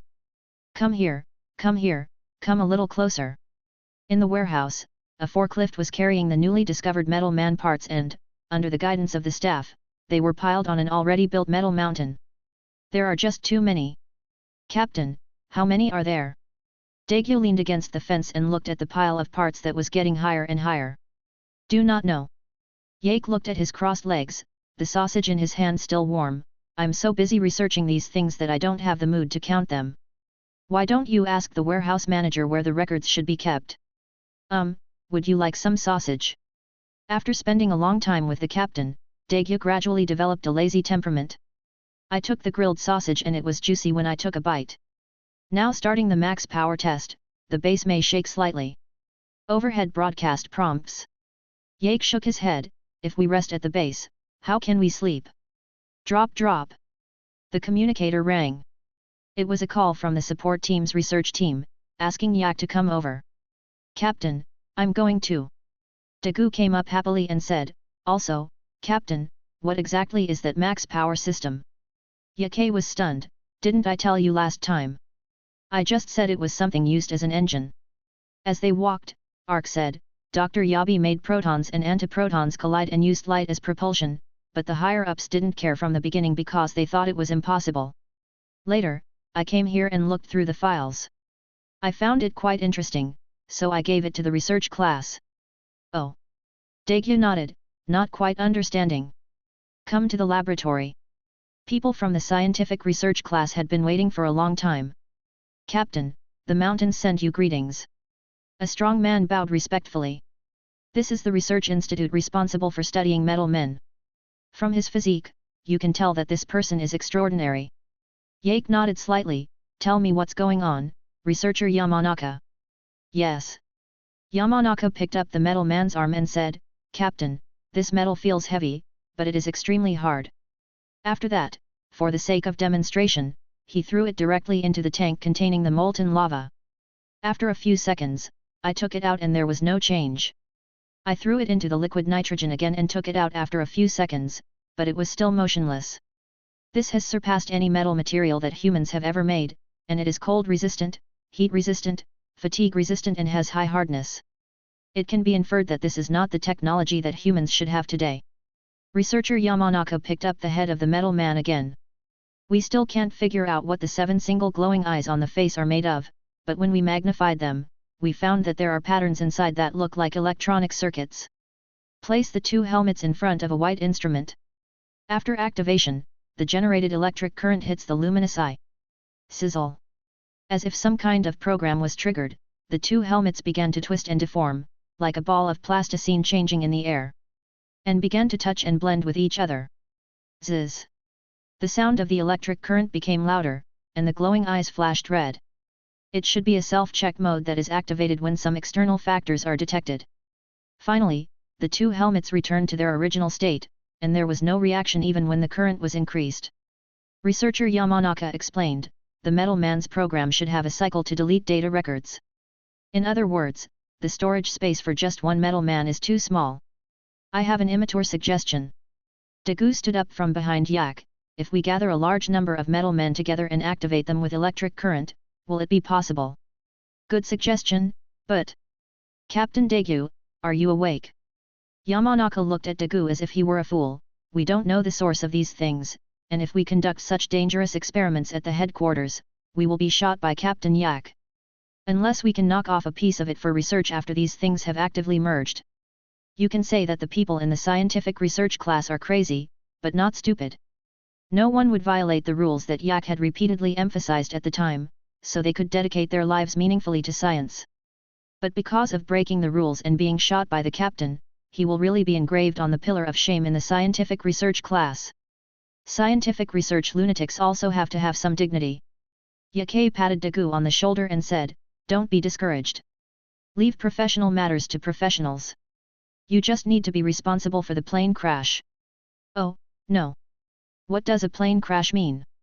Dagu suddenly realized. Yake said, "Don't you know? Now you and Zinken have been called the crash duo, Ikaros, vehicle killer and so on by the repair team. Not bad." Yake gave a thumbs up to express his appreciation. While they were joking, a message came through the communicator. TPC issues emergency order number 2. Victory team members must gather in the command room immediately. Chapter 80. Commander's Room. All members of the victory team assembled. Daegu asked, "What happened?" "That island." Zhong Fang said solemnly, "The island that Lena saw is real. The diameter is about 3 kilometers. Regarding the sudden appearance of a strange object, Irimake has sent members of the Shinjo team to investigate the scene." On the big screen, the real-time broadcast from machine number 1 was being played. In the vast universe, a huge mechanical creation stood there quietly. Zinken said into the communicator, "It's really huge, it's more like a fortress than an island. This is clearly an artificial object." The approach of Victory Swallow number 1 was detected by the mechanical island, and the protruding metal pillars at the bottom of the island began to light up with flashing electric lights. Layer after layer, it passed downwards, eventually forming a blue beam of lightning. "Shoot at Unit 1. But Zinken's driving skills are also excellent. When the number 1 machine detected the danger, he took evasive action immediately. A torrent of lightning whizzed past the metal hull of Victory number 1, and the dazzling lightning made Zinken's eyes dry. The attack did not work, but instead of disappearing, it continued to bombard the earth. Click! Somewhere in Japan, above a residential area, a torrent of blue lightning fell from the sky. Houses within a 1-kilometer radius were destroyed in an instant, the cement was pierced, and the entire surface was burned black. The rampant electric current ignited the wildfire. A man who happened to pass by stood there in a daze, and finally his feet could no longer support him and he knelt down. Just a little bit. He was just a little bit away from passing away. In the universe. Zinken opened the weapon safety. Headquarters, headquarters. It attacks me, and I'm going to fight back. Member Zinken was originally from a military academy. He was impatient but upright. This situation was a provocation to him. Can this be tolerated? Fire! Fire! Zinken, wait! The weapons on board Unit 1 are not enough to fight it. In the command room, Zhong Fang was at a loss. You are just being reckless. If you are not careful, the winning team will lose some members. Ah! Each and every one of them is really troublesome. Yake shook his head helplessly. Dagu, Call the support team and ask them to go collect the bodies from Zinken. What? Tisk, why are you looking at me? You are so annoying. Yake said speechlessly, tell them to send someone to clean up that reckless man's mess. If they are slow, he will be dead. Yes, yes, yes. Daegyu nodded repeatedly. The mechanical island is so huge, how could it have only these few tricks? Look at team member Yerui, the communications with TPC teams in various places are almost blowing up their phones. Because of the attack on the mechanical island, fires suddenly broke out in many places, and casualties were inevitable. On the number 1 machine, Zinken's eyes were wide open with anger, and the joystick in his hand was pulled to the bottom, and the speed of Fei soared. Rapidly approaching the mechanical island. Choo choo choo. The laser weapon carried by the Fei shot out a red beam, hitting the bottom of the mechanical island. However, compared to such a huge island, the firepower of a mere fighter jet is negligible. Except for a black spot, there were no scars. Hateful. Zinken hammered the window, and his clear mind regained the high ground. How can I take him down? With the turn of the joystick, the Fei drew a perfect arc and began to escape. However, after analyzing the threat posed by the Fei, the attacked mechanical island sent out a yellow metal man. Exactly the same as the one in the warehouse. The metal man spread his arms and his helmet spun rapidly, like the propeller on the front of an old-fashioned airplane. Drop drop. The alarm of Fei number 1 sounded, and Zinken could clearly see the scene behind the fighter through the display. Oh my god, what is this? Zinken cursed. After following Yak for a long time, everyone on the victory team has more or less developed some minor problems. It's harmless. Asshole. Zinken gritted his teeth and pushed the power to maximum, squeezing every bit of energy from the fighter jet, attempting to use his own technology to escape the metal man's pursuit. But, like water off a duck's back, the metal man seemed to be equipped with a navigation system and was as agile as a nimble mountain dog, extremely agile. At this moment, the skills that have been practiced for many years seem like a joke. Seeing the enemy getting closer and closer, Zinken finally gave up. Then, he opened the secret compartment hidden at hand. Inside was a small button with a colorful sticker of Jack giving a thumbs up. There was also a sentence written neatly on it, "Hey boy, another plane crash is coming, right?" Ignoring Yak's teasing, he hammered the button hard. Sheila.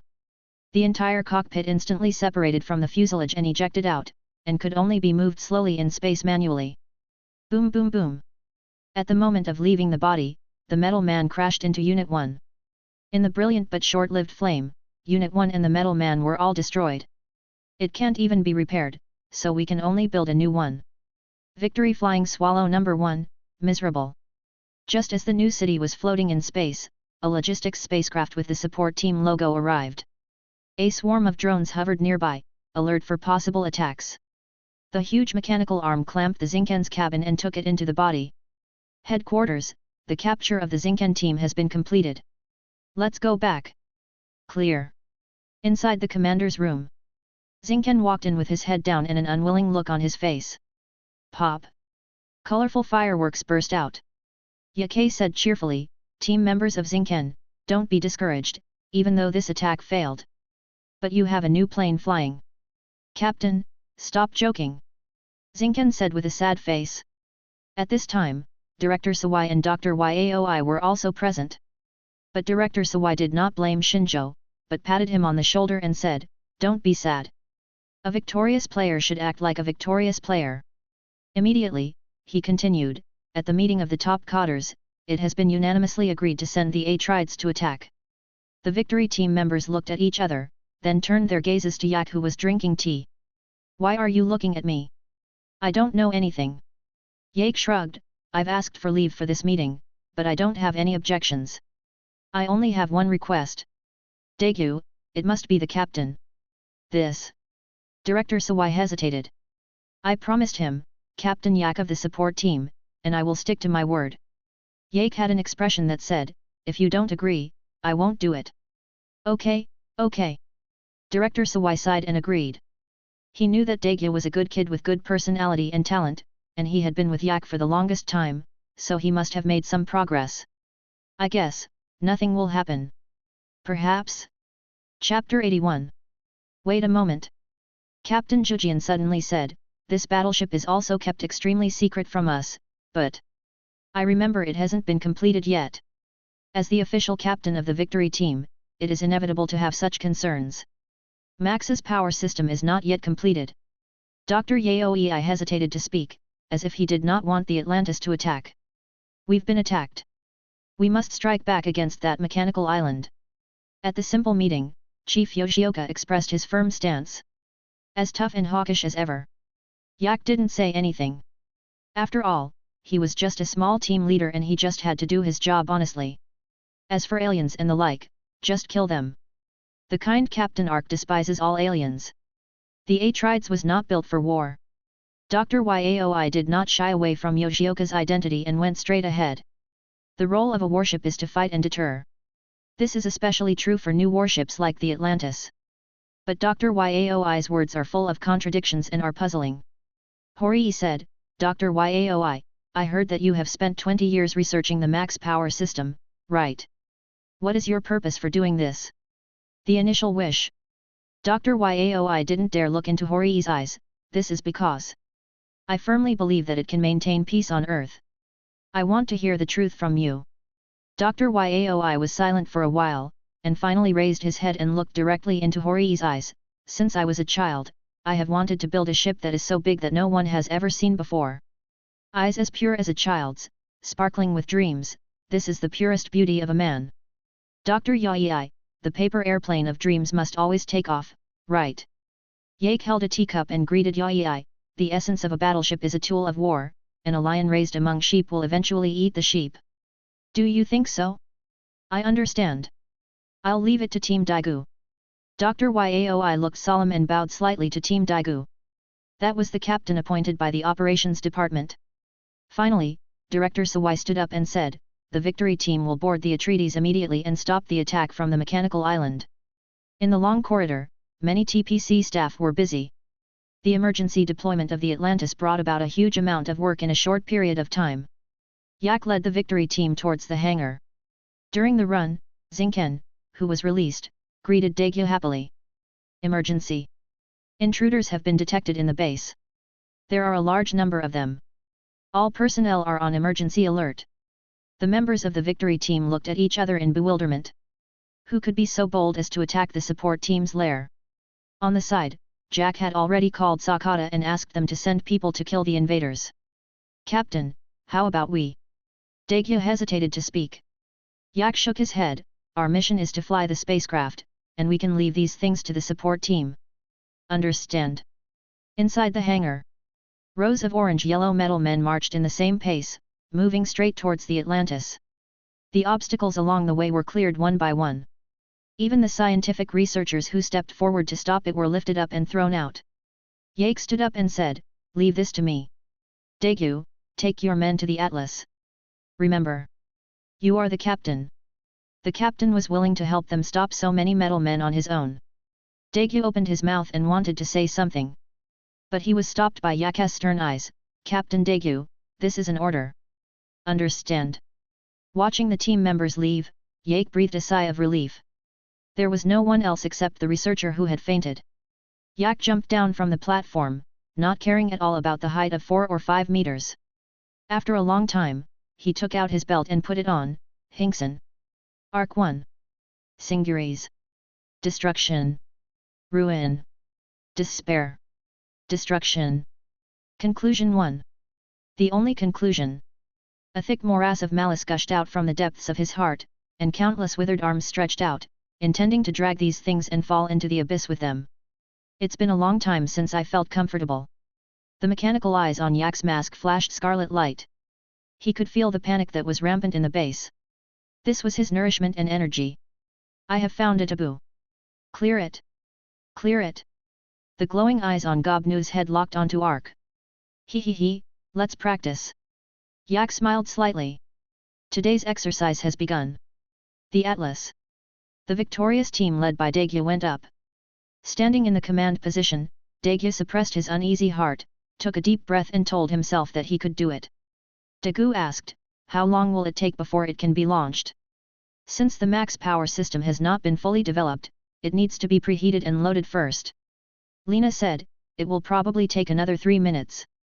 3 minutes. Captain Yak should be able to hold on. Sizzle. Finally, the max power system emitted sound waves like a giant whale in the deep sea. Hiss. That's so harsh. Stepping on Gobnu's helmet, Ark shook his head. I applied force with my foot and it cracked. The remains of Goblin were everywhere, and without exception, all of them were smashed to pieces by punches. Yak casually summoned his clone and walked around the corner. Wave goodbye to the Atlantis. Inside the cab at this time, Dagu tilted his head, the corner of his mouth twitching. Ark. It's you again. Seeing that Yak next to him was not injured, he felt relieved. Holding the loudspeaker, Dagu's deep voice echoed in the hangar, Fang Zhou, you'd better not let the captain get hurt, otherwise I will never let you go. Please solve the problem at hand first. I will catch up with your captain. Goodbye, and have a nice trip. Yak waved goodbye happily and watched the Atlantis leave. Sheila. The entrance to the underground hangar opened, and Sakata rushed in with a large group of support players. Yak raised his eyebrows and said, I've seen this plot on TV before. The police always show up late after the superheroes have beaten the bad guys. Sakata frowned and waved to the people behind him, signaling, everyone get out. The members of the support team looked at the captain, then at Sakata, and retreated. And closed the door carefully. Team leader. Sakata put his legs together and leaned forward slightly, I have already shut down the surveillance equipment in the hangar. No one will know. 2. The armored Ark. Yak nodded, pretty smart. So what are we doing now? Sakata said cautiously. Yak said excitedly, let's go watch Dagu's first driving experience, remember to take pictures. Clear. Yak suddenly thought of something fun, and specifically instructed, by the way, have someone clean up the debris here and throw it into the sea. After training for so long, it's time to give Tiga a good fight. After saying that, he cancelled his transformation and walked out humming a little tune. Chapter 82. In the universe. The newly launched Atlantis broke through the atmosphere and headed towards the mechanical island. Target found. Lena, who was observing the radar, reminded, it's right in front of us. A huge disk-like island is suspended in the universe. One after another, lightning torrents are gushing out from the bottom of the mechanical island, and violent thunderstorms are hitting the surface of the earth. Aim with all your firepower. Dagu said calmly, take down that mechanical island. He is very panicked now, but Dagu still imitates Captain Yak and follows in the captain's footsteps. Understood. Lena said, Drac cannon is ready.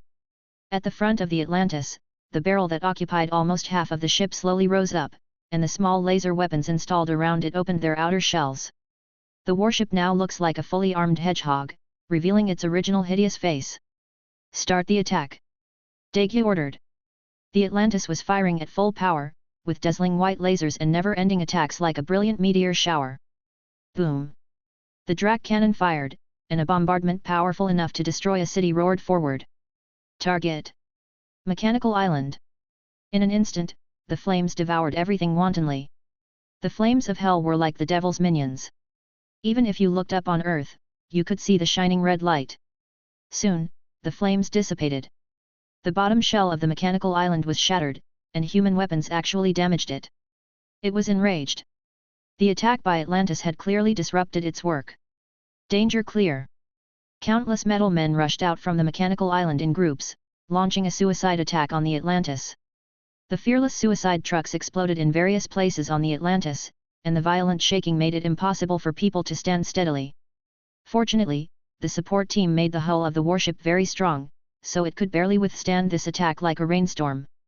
If the attack continues like this spaceship may not be able to withstand it. Lena looked at Dagu and said, we can only shoot them down one by one. Captain Dagu, let me go. As an ace pilot, Lena has no choice but to take on this mission. This. Dagu opened his mouth. This kind of mission is too dangerous. If you are not careful in the operation, there will be no Ultraman Shaforan to help you revive. But, if he were the captain, what would he do?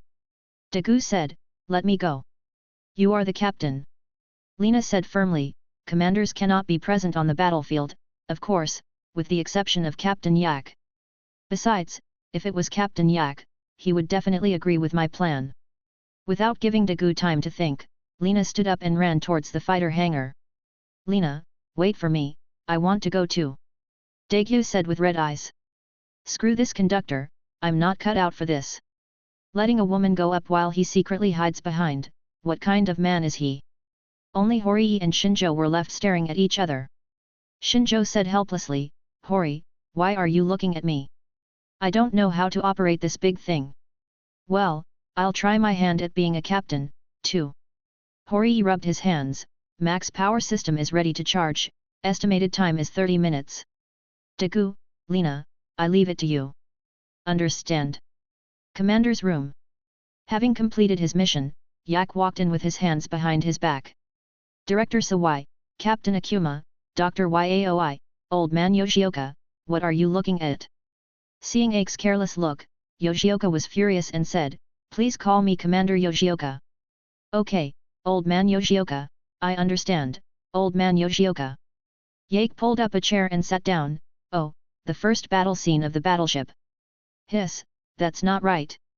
Even though it looked like the ship was going to explode, Daegyu still performed steadily today.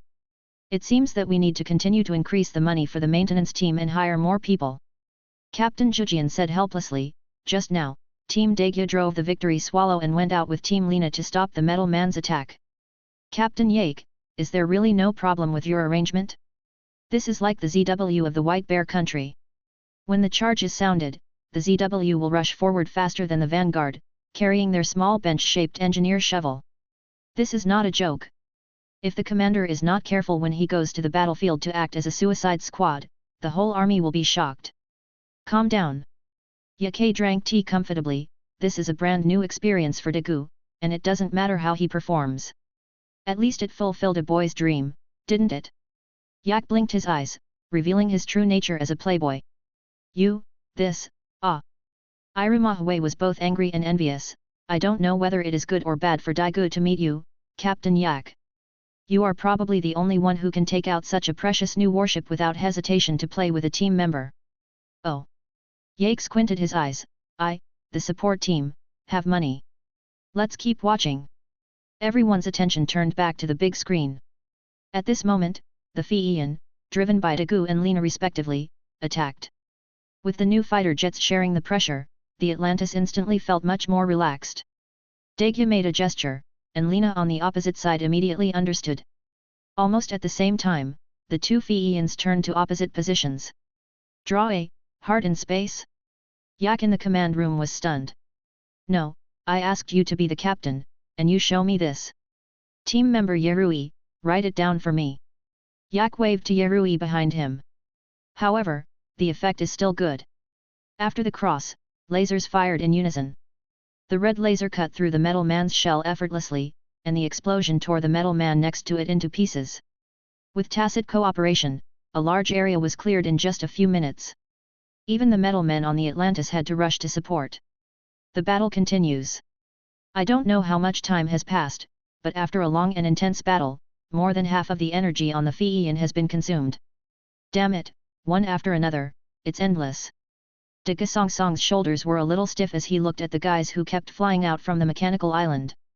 Horii, how is the max power system prepared? In the battleship, Horii was also anxious. Almost there, only half a minute left. Okay. Daegu said to Lena through the communicator, trust me, hold on a little longer.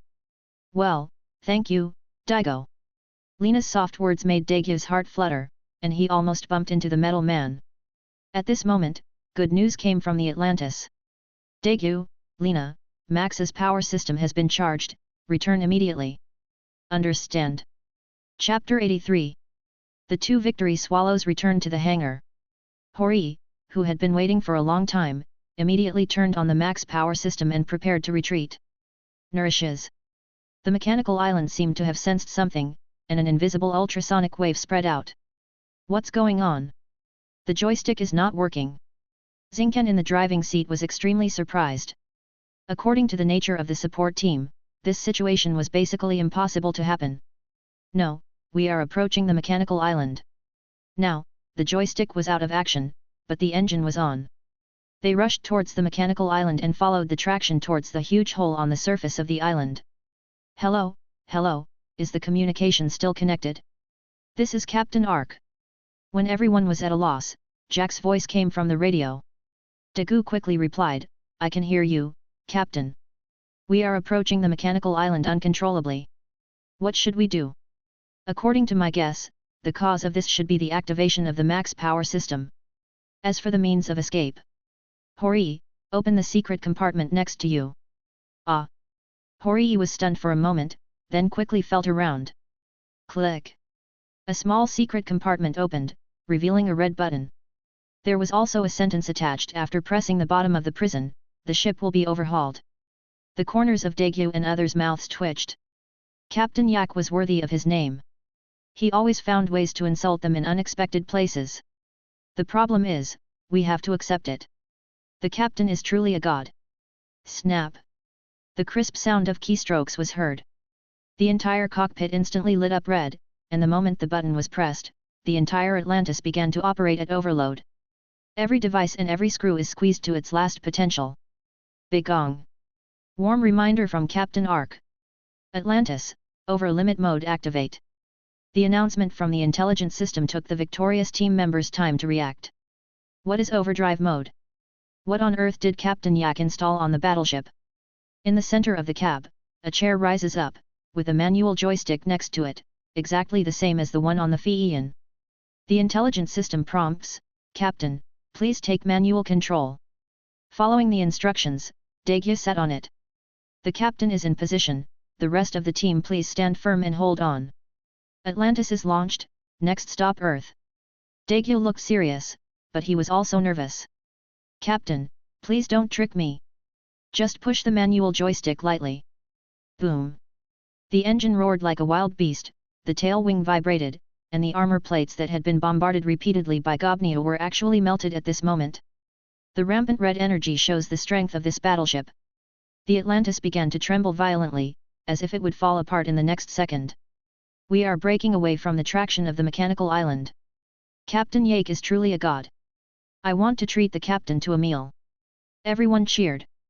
Compared to the mechanical island, their warship was pitifully small, but the Atlantis in berserk mode actually managed to pull itself out. Boom! Finally, after a tense tug of war, the Atlantis was finally free from control. Commander's room. The captain of the intermediary team, who was so nervous that he stood up, finally felt relieved. Director Sawai sighed sincerely, this time it's all thanks to Captain Ark. If it weren't for the over-limit mode you installed, the Atlantis and the Victory team members on it would be in danger. It's just a small matter. Yak chuckled and said this was just the beginning. We escaped from the mechanical island, but was the problem really solved temporarily? No, this is just an appetizer. Because the max power system has been fully activated on the mechanical island, Kobnu has fully awakened. Now, the debris thrown to the bottom of the sea by Yak's order is beginning to combine and sublimate under the influence of a certain force. Just like building with blocks. When I was freeing my mind, Daegu also came back. Team leader. Daegu held Yak's hand and said, thanks to the new mode of Atlantis, otherwise we would have been sucked in. It's just that, the battleship has already. To exceed the limit means to go beyond the limit. Under the reckless crushing operation, the entire battleship was almost falling apart and looked shaky. The repairmen were finally relieved. It's okay. Yake waved his hand, it just so happens that the data collection in the over-limit mode has been completed. The excellent practicality and tolerance shown by the max power system are also quite excellent. With this data, Dr. Yaoi's work can proceed as quickly as possible, and it is estimated that it will be more perfect next time. At this point, Dr. Yaoi smiled gratefully at Daegu and was not angry about the damage to the battleship. As for the repair team, wages will continue to double. There was nothing Yak could do. He was a member of the logistics support team and this was his job. Damage to warships, fighter planes, and weapons is inevitable. Oh. Daegu nodded, not quite understanding, then what should we do now? Ding. Yak's eyes lit up and said, that's a good question, young man. He pulled Daegu over and said, young man, there is a very serious problem that needs your help. Captain, you speak. Daegu had a bad feeling in his heart. Yak waved his hand and projected several data frames onto the screen. Everyone, please take a look. Because the mechanical island detected Max's power system, the broken metal men have begun to merge, and there are faint huge energy fluctuations. If this continues, it will inevitably turn into a giant monster and endanger the safety of the base. Yake gave a passionate speech, pointing at Daegu and saying, Daegu is a supernova in the operations department, and has strong combat experience and command, adaptability. Now I grant you the status of temporary team leader, lead the victory team members, and drive the FE into attack and stop them. Damn it, Team Daegu.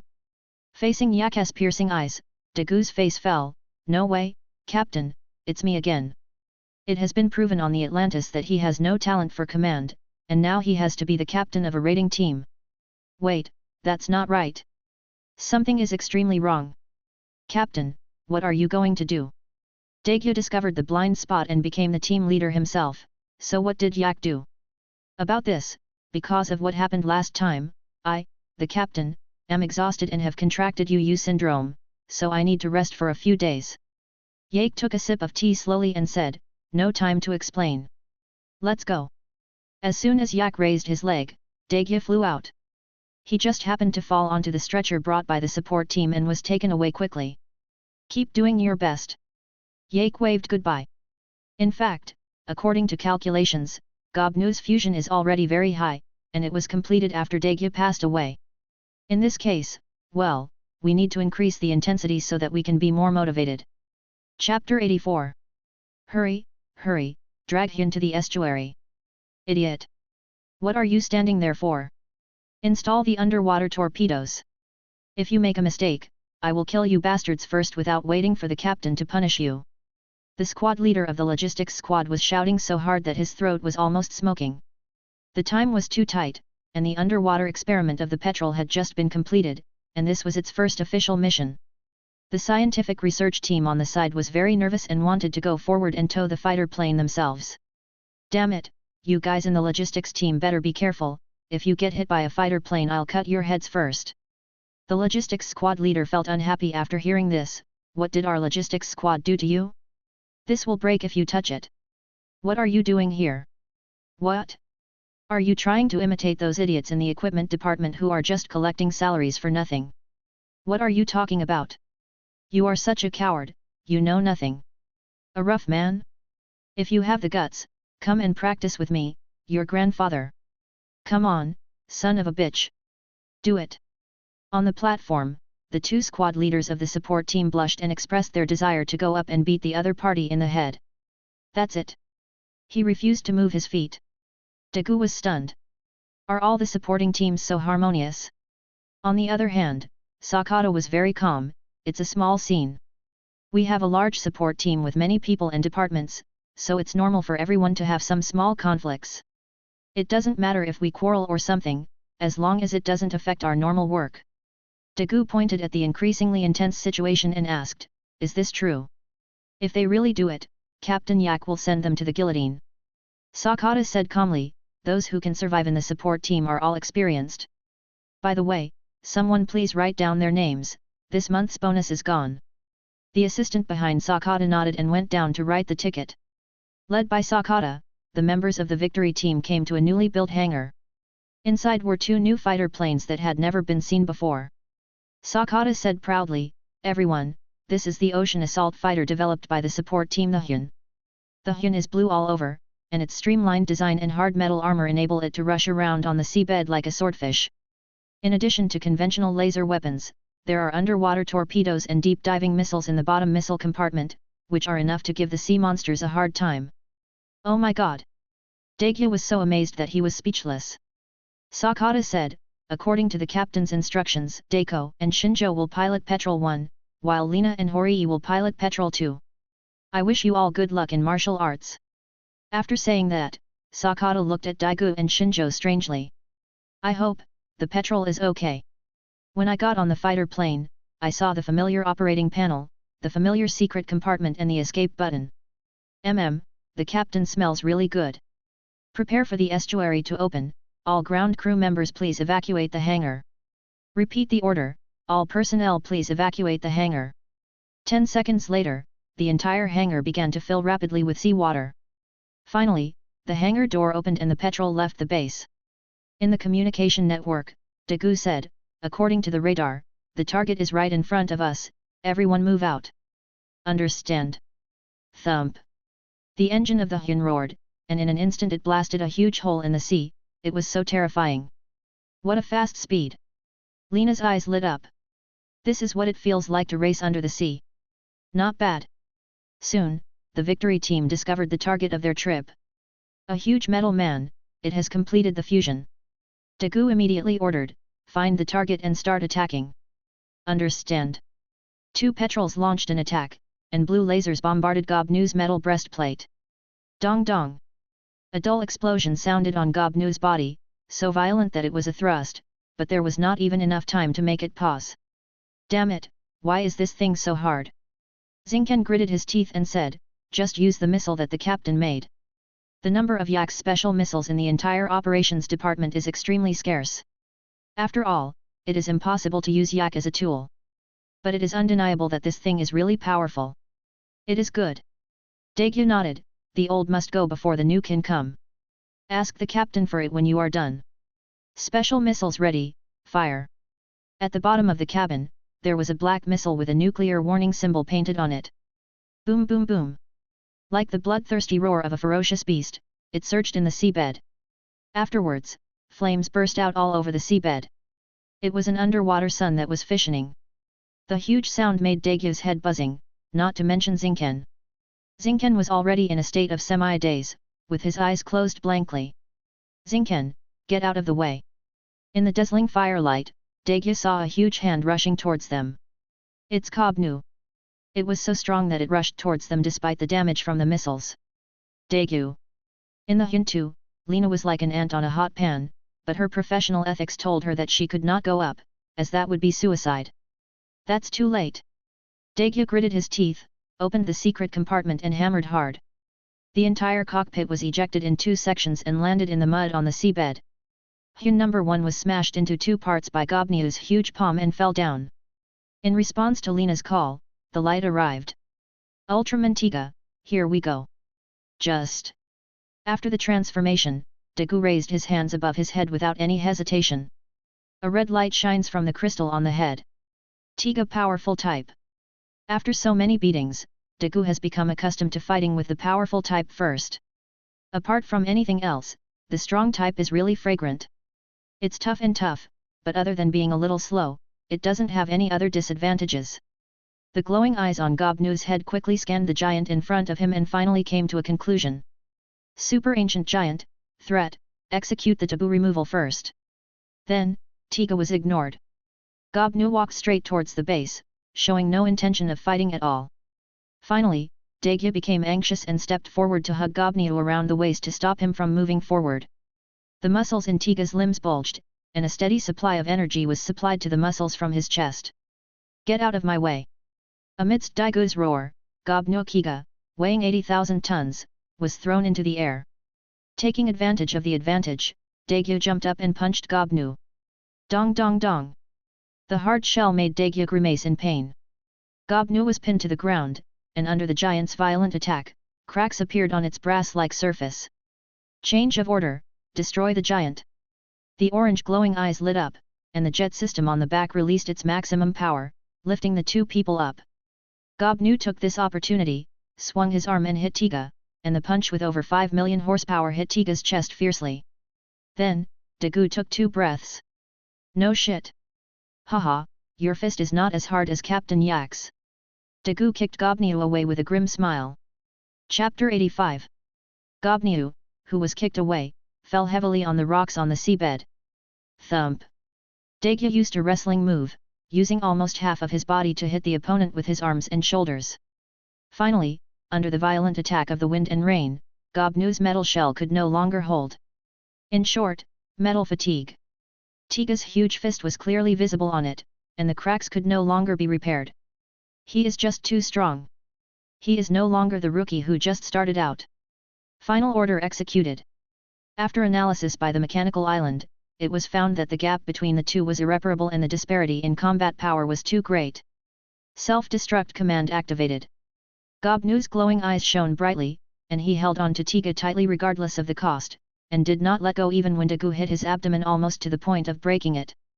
The glowing eyes began to go out one by one as time went by. Dagu also felt that the energy in Goblinu's body began to riot, and it was about to self-destruct. Never leave it in the sea. Once it explodes on the seabed, the Far East headquarters, which will be the first to bear the brunt, will inevitably suffer heavy losses. Click. Dagu became furious and ultra power surged to his limbs. Goblinu's arms were broken by the huge force and hung limply on his body. Taking advantage of this opportunity, Dagu dragged Goblinu out of the sea and rushed out of the atmosphere at a speed of nearly Mach 5. Originally, Dago's powerful type could only reach Mach 3 at most, but after training, the power that truly belonged to Tiga began to be unlocked. In other words, Dagu truly began to master this power. Boom boom boom. Goblinu exploded. The violent impact caused Dagu to fall to the ground, but his strong physical fitness instantly made him sober. Even the red light didn't come on. This is the strength of the monster's self-destruction against Dagu. Inside the base, looking at Tiga who turned into light and disappeared, Yak nodded with satisfaction, finally seeing the leek seedlings grow up. The young are formidable. It should be much easier to beat him now, and I won't be able to knock him down with just one claw. Taking advantage of this opportunity, Jack pulled out the dusty lottery wheel. System. My dear master, you finally remembered me. Yak narrowed his eyes and said cheerfully, let's have 10 draws to liven things up. Clear. In the chaos, a huge bronze wheel was turning. Human Enhancer 10. Spiral Ballad, Skill Card. A letter for help from another Earth. Red King Fragment 3. Monster Capsule 5. Decade Driver, Ultra Special Edition.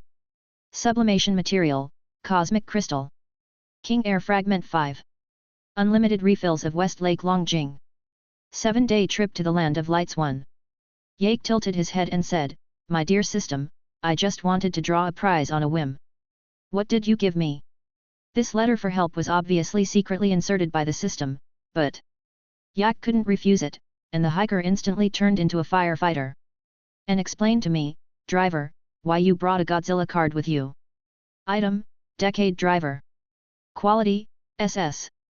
Introduction, after modification, it can be used to transform into any Ultraman or monster.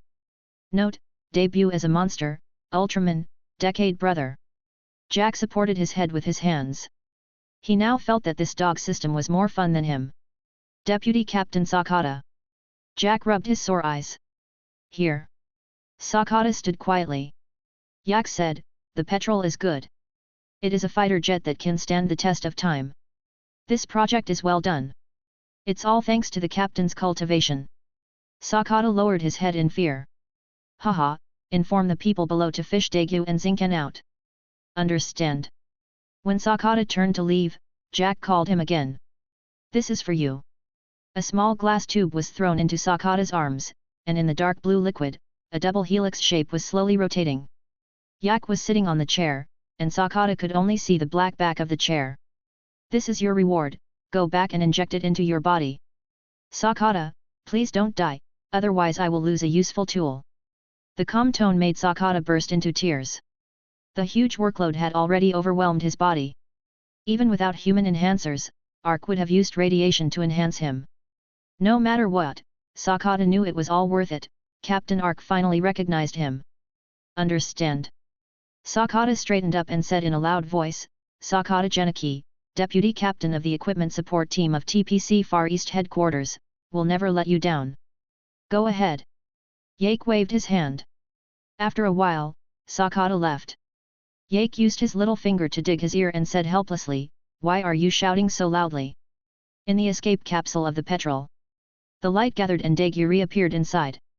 Unscathed, it was basically easy mode except for some minor twists and turns in the process. After all, it was because of Yak's high strength that Dagu had to squeeze out his potential. Dako, Dako. Disembodied voices rang out from all directions. Dagu's eyes opened and closed, and his consciousness drifted into a white space. A familiar figure appeared in front of Dagu. You're planning on being the savior of this world, aren't you?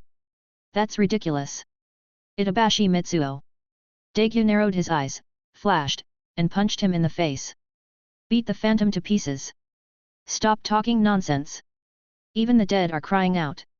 Dagu looked down on him. The captain was right.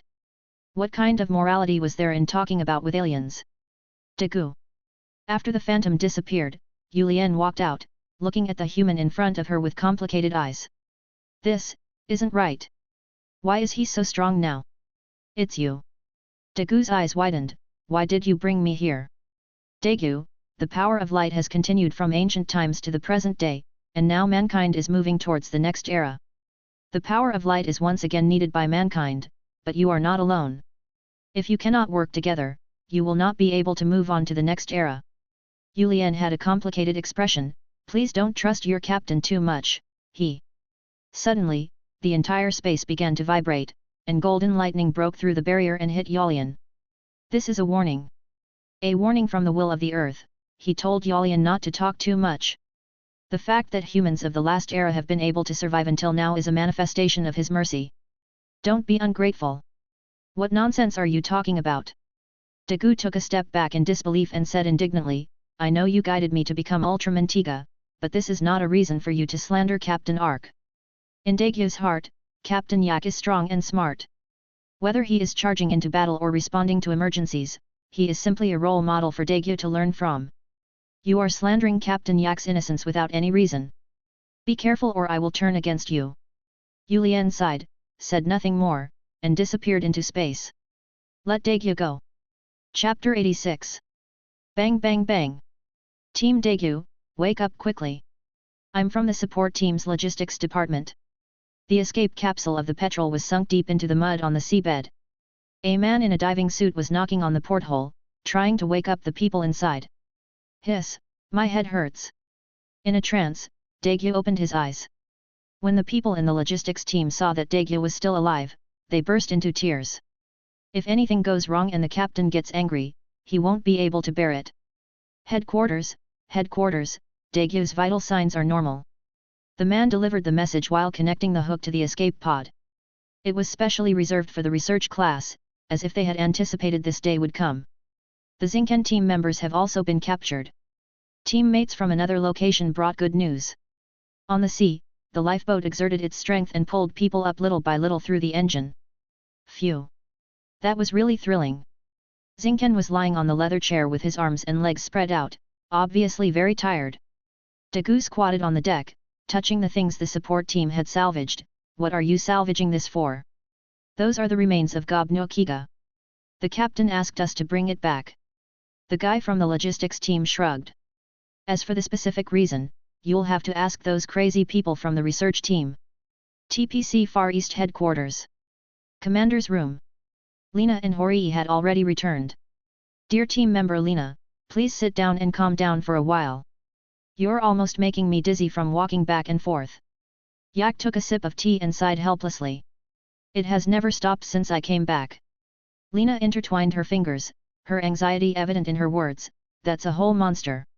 What if the escape pod of the Petrel loses power halfway? What if it is caught by the monster? What if the escape pod hits a reef? What if... Oh, why are you getting more and more outrageous? The corner of Jack's mouth twitched. The escape pod of the Petrel was made of a very hard alloy. If a white mark appeared on the reef, he didn't know how many people would be shot. Sheila. The door of the command room opened, and Dagu and Zinken were unharmed. Lena went forward to check and found no injuries, so she felt relieved. Woohoo, our octonauts are back. Jack curled up in the soft chair and greeted the two of them. Dagu sniffed out of thin air. Did the captain change the tea leaves today? Unlike the usual tea scent, Dagu's nose is now very sensitive. Good boy, you have a good eye for talent. Yak's eyes lit up. Old man Yoshioka doesn't know what's good. He didn't understand even when I gave him a drink. It took you a while to find out the answer.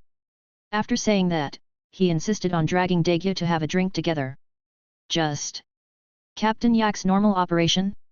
Irimahwe held his forehead and said helplessly, Captain Yak, we should talk about business. Oh, okay. Yak waved his hand and brought up the image of the research class laboratory. At this time in the laboratory, Nori worked with researcher Yamanaka to connect the wires to every corner of the fragments. Hello, everyone. Yerui, who had been in the dark, seemed a little shy. We have completed the connection and can supplement the current excitation program. Let's start. Yake nodded slightly. Clear. Yerui pressed the start button, and ripples soon appeared on the metal fragments. A miniature version of Goblin emerged from the fragments. Nori played an indispensable role in waking up the fragments through energy supply and then reading the information by forging program commands. The support team can only play an auxiliary role in the middle.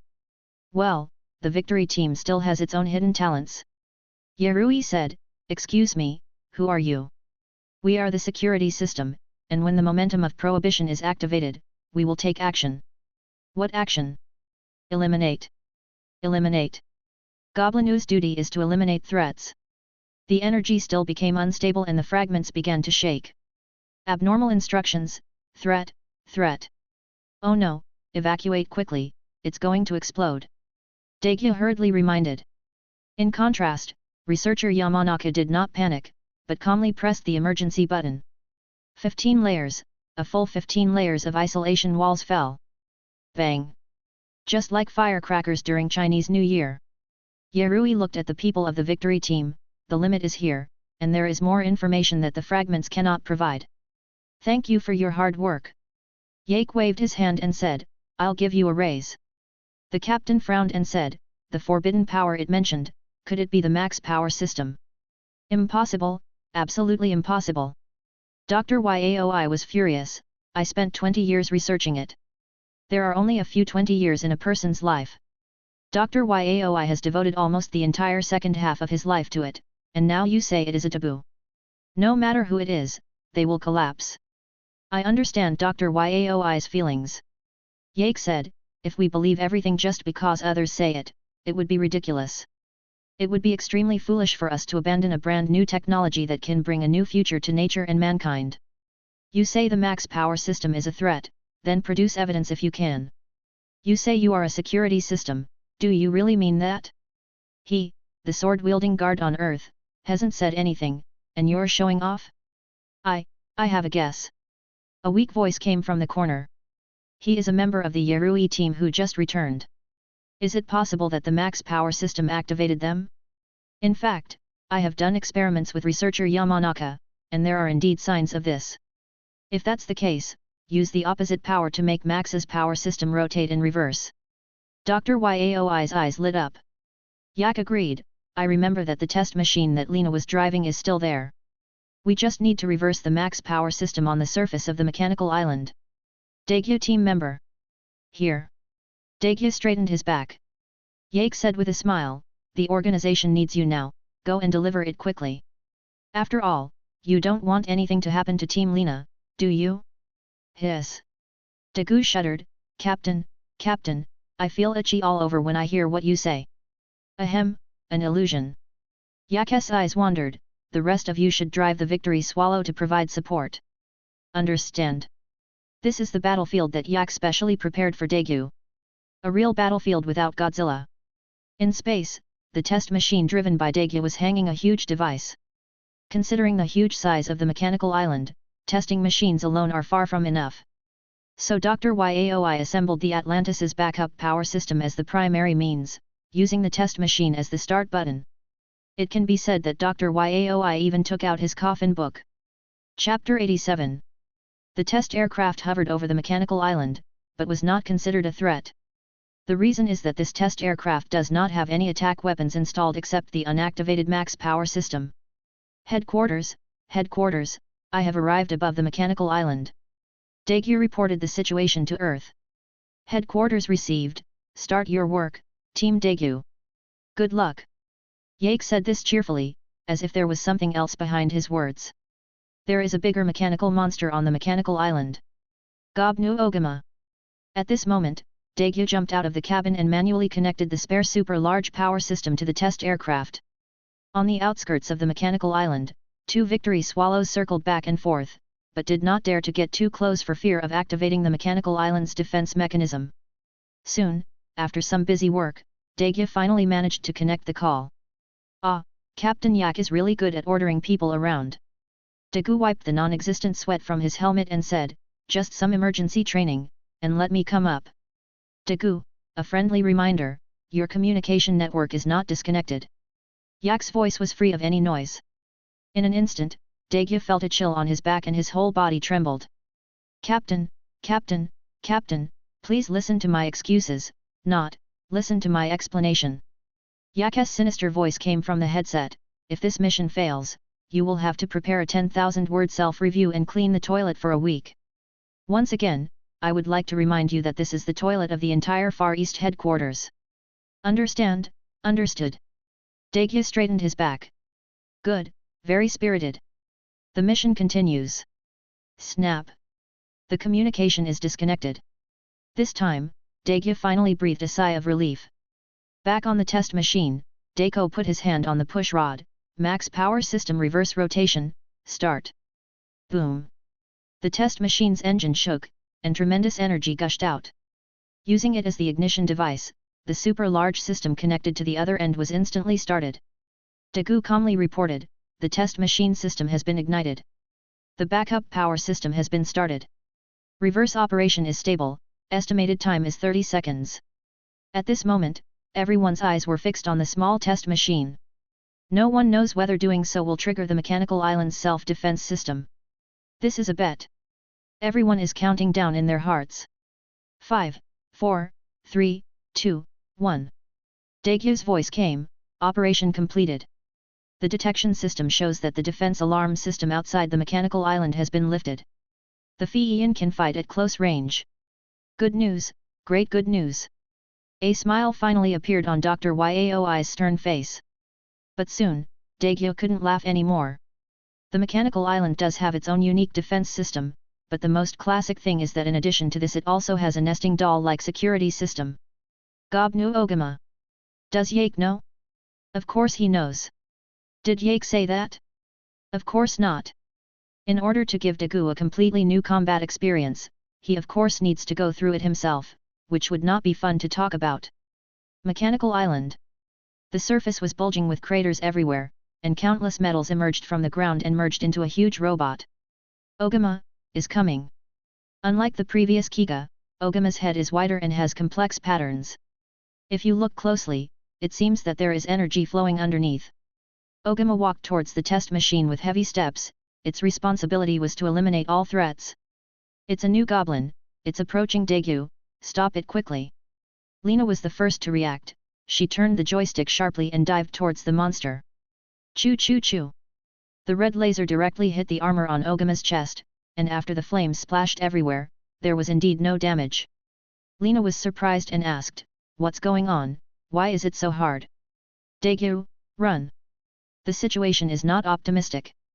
Once the test machine is destroyed, the mechanical island's self-defense system will be immediately activated. At that time, both Daegyu and Fiyin flying over the mechanical island will be locked by the mechanical island. Daegu unconsciously reached for the magic stick on his chest. However, the situation on the mechanical island is now being closely watched by the people at the Far East headquarters, and his teammates on the Fiyin are also paying attention to him. In such public. No, I remember Captain Yak gave me a tip. He also specifically reminded me not to open it unless it was absolutely necessary. Now, it should be time. Daegyu took out a small bag from his pocket. Inside the bag was a small piece of paper with 4 words written in a flamboyant style, yellow button. After searching for a while, I found a button under the seat that was connected to some unknown device. Captain, please don't trick me. After pressing it, a disc-shaped machine on the top of the testing machine projected energy, forming a cover to protect Daegyu. However, the modeled energy completely blocked everyone's vision. In the command room, everyone looked at Yak.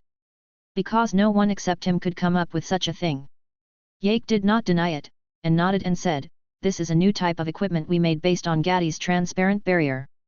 Of course, due to the immaturity of the technology, it is far from being that transparent. In order to prevent the test machine from being attacked by the small goblin, I specially asked Sakata to install it. This should be fine." The explanation was very clear, so clear that even Daegyu, who was far away in space, could hear it through the communication. "Captain Yak, you are my god." Daegyu's eyes were filled with tears. It turned out that being used as an experimental subject was not that bad. In the past, when new products of many projects came out, Daegyu was the first to become the experimental subject. What about shoes that can be lifted into the air without moving, hanging on a tree branch, portable small underwater armor, almost exploded, new nutrient solution, took 3 days to defecate. In an instant, I was filled with emotion. It turned out that the captain still loved me. Dagu pulled out the magic stick. One click and the light comes. In the sky above Ogama, a giant descended. Dagu used a compound kick and kicked the monster on the head. Boom! Ogama stumbled and fell to the ground. On the other side, Dagu bared his teeth. It hurts so much, it's much harder than the last goblin. Without any hesitation, Dagu crossed his hands above his head, and a red light shone. Tiga Daigo's happy type appears. Don't underestimate the big ancient snake in red form, but its cleverness is still there. These are all tears caused by being beaten by Godzilla. After realizing that the enemy was stronger, Dagu first walked around Ogama, looking for an opportunity to attack. Sheila! The protruding metal above Ogama's head flashed, and a strong electric current roared out. Dagu, who was well prepared, dodged by rolling over, supported himself on the ground with both palms, and pounced towards Ogama. There is a flaw. Chapter 88. Dagu was very fast and he knocked Ogama down with an unexpected pounce. Just. Tiga's battle cry resounded in the empty universe. Don't ask me why I can transmit my voice, after all, I am in the Ultra Universe. The brilliant rainbow light gathered on the fist, and the strong wind from the fist was like a howling storm, tearing and crushing. Even the Ogama, which was made of all metal, had no resistance at all. Debris flew everywhere and fist marks left on the heavy breastplate. A one-sided massacre. The never-ending training had made his originally human body begin to glow, and the power he could receive was gradually increasing. Maybe one day in the future, Dagu won't even need the magic stick and can become bigger with just his thoughts. That's really cruel, Daiko-chan. Yak in the command room secretly sighed, this is more like Godzilla teaching, what happened to the previous timid look. At this moment, on the top floor of the Far East headquarters, next to an astronomical telescope, Deputy Captain Sakata was holding a camera and pressing it. Aim the camera at the mechanical island. 1, 2, 3, eggplant. Click. Photo, Muda. Main characters, Ultraman Tiga, Ogama. Points, 500. Ogama's Giga brain simulates and calculates frantically, collecting all of Daigu's data and information in an attempt to find weaknesses. Fail. Fail. Fail. Countless calculations had already caused Ogama's control brain to start smoking, but even so, it still couldn't find a way to crack it. Dagu is too strong now. A strong physique, amazing endurance, exponentially growing strength, and resistance that is abnormal to the extreme. He can be called Little Godzilla. Emergency plan for mechanical island fusion. Start up. In an instant, the entire mechanical island began to burn. The scorching flames rose, and the rocks and sand on the surface melted into a solution in an instant, exposing the alloy steel plate behind it. Ogama's body merged into it, endless power began to be supplied, and the alloy burned red and stuck to Ogama's body. It is growing bigger and bigger. The hovering victory swallow could not be harmed at all even if the trigger was pressed until smoke appeared. Damn, the power is still not strong enough. Zinken shouted and asked to increase the firepower of Fiian. Lena stared at the test machine covered by the barrier, because Daegu was inside. In the command room, everyone was stunned. Is there such a way to play? Yak also frowned. No, according to the plot, it wasn't that outrageous. Could it be that in the original plot, Goblinu was not actually fused and was killed by Tiga? This time, the mechanical island was so angry that it ran at full power, regardless of the loss or whether it would collapse. Hiss, increasing the intensity. On the side, Yerui exclaimed, according to observations, the energy on the mechanical island has begun to surge. 1 time. 2 times. 4 times. No, something is stopping him. Nori was surprised and said, Daegyu's test machine.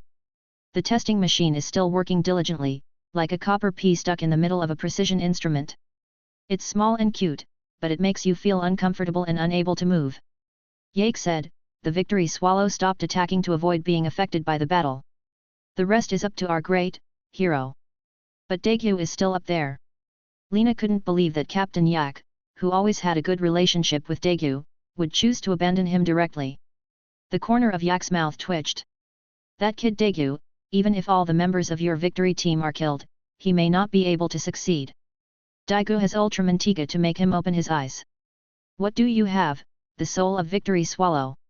He said in a cold voice, this is an order to Team Lena, are you going to ruin the entire team because of one person? Besides, I believe him. I understand. Lena's voice was full of fatigue. Mechanical Island Kobnu.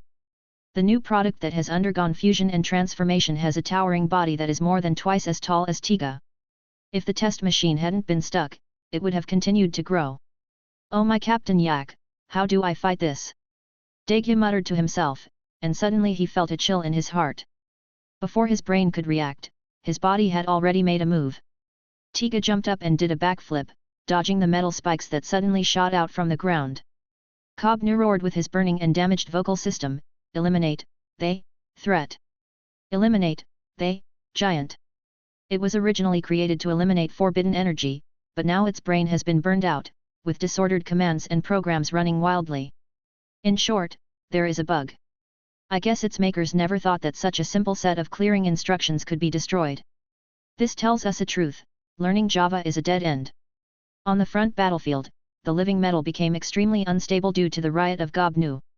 Countless metal weapons attacked Tiga, and it now had only one mission. Destroy Tiga. And Daegu just happened to react, and intentionally or unintentionally seduced Kobnu and took it away from the test machine. When he reached a sufficient position, Daegu crossed his hands and raised them above his head, and the blue light gathered. Tiga aerial type. Daegu jumped up, and the rope piercing the ground followed closely behind him, but Tiga was too fast and he could not catch up at all. Palm light arrow. Tiga frozen. Grip raise. It is clearly a kind of energy, but Daegu has made a lot of use of it. A blue flash shot out from the fingertips, as sharp as a strong wind. Boom. Boom. Boom. Daegu didn't care about the energy endurance at all and covered the enemies in front of him with full firepower. On the other hand, although Kobnu had grown in size and strength, its slow movements prevented it from reaching Daegu's tail, and it was instantly forced to take the beating. After the repeated bombings, Kobnu was covered in tatters, one of his arms was blown off, and his head was almost in pieces. But it is still alive. You're really tough. Daegyu breathed slightly, and the timer on his chest began to light up in red. Suddenly, a voice sounded in my head. Are you an idiot? You only know how to fight recklessly? Didn't you see the core brain under the mechanical island? Following the instructions, Daegyu looked down through the bombed surface and indeed saw a red round ball. The voice was very familiar. Godzilla. But the more I listen, the more it sounds like the captain. No, I must not have slept well. My captain is smart, brave, and strong, how could he be that kind of bad man? Daegu shook his head and dismissed the ridiculous thought. He quickly grabbed the test machine on the ground and threw it into outer space, waiting to be retrieved by the support team. But, even Goblino couldn't penetrate the barrier, but Tiga actually passed through it with just one hand. After doing everything, Daegyu flew into space, stopped at a suitable height, and then dived towards the mechanical island. Sacrifice your life to collide with Promax. Chapter 89. Boom. It exploded, the mechanical island exploded. Like the scorching sun, the dazzling light made the entire sky above the earth turn white, and Tiga also disappeared in the flames. Lena came back to her senses and hurriedly called for help. Quick, go and pick up Daegyu's test machine. As he spoke, he frantically maneuvered the Fei into approach, as if he had not yet recovered from the explosion. The two planes were getting closer and closer, and Lena finally saw the smiling face. Hey! Daegyu waved through the window. In the command room, everyone felt relieved as they watched the screen show the support team rushing to the rescue. Captain Junjian asked, why can Tiga's palm penetrate the light barrier so easily, but the monster's attack is blocked? Could it be that the research team has also developed a recognition system? Brush brush. Everyone's attention was drawn to it. Indeed, if it was really a recognition system, then it would be extremely difficult. Is the scientific research capability of the support team so strong? Facing everyone's surprised looks, Yake said mysteriously, actually, this is very simple. We just need to borrow Tiga's energy, perform analysis and simulation, and then convert it using the max power system. Oh my god, it turns out to be a pirated copy. Facing the speechless gazes of the crowd, Yake stood up and said, everyone, it's time to get off work. After saying that, he walked out. Judging from the current Tiga, Daegu's strength is no longer the same as before. Should be enough. Bakery.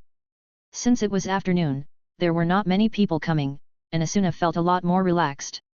Sister Yuana, I'm back. Yak pushed the door open.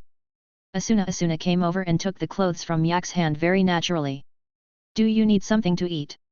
Yuana's soft voice was like a spring breeze on your face, and her gentle voice was full of concern. No, no. Yak shook his head and pushed Yuana to rest. He felt someone was waiting for him in the room. I walked up the wooden stairs and arrived at the door of the room. The familiar smell became stronger. Open the door. A huge golden ball of light was sitting on his chair, reading the book in his hand with great interest. Young woman by, Romance of the Three Kingdoms. Earth will, are you free? Yak stared at the ball of light in front of him speechlessly. Oh, don't be so cold, my baby. It's rare for the Earth's will to express human-like emotions, but it's a little weird. What your baby, didn't you tell me last time that you have no feelings? That was last time too. I learned it specially this time. My baby, are you happy? I'll give you a hard time. Yak's forehead was bruised. What do you mean your treasure? Speak properly. If you have something to say, please speak up. If you have something to say, please speak up. Pa, a cold-hearted man. Hey, calm down. I'll talk properly. Number. The will of the earth was grabbed by Yak's head and raised in a posture of accumulating power, ready to be thrown out of the window at any time. Come on, please start your performance. Yak signaled the earth will to speak. The expression on the earth will's face began to change, and no one knew where he learned it from. In a distant parallel earth, the earth, which has just given birth to consciousness, is being invaded by monsters. Unexpectedly, the two forces of natural transformation are in conflict, and you are needed to mediate. I'll reimburse you for the energy you need on the way. Comrade Yak, the organization needs you now. You are being recruited. Yak frowned. How much benefit did you receive? Well, just a little bit. Good boy, you are such a beast that you want to fleece the newly born earth. Yak looked like the devil. Hey, I'm just trying to let the new members of the organization see how dangerous the world is. Give me half. Deal. W. Mud, it's going to be less.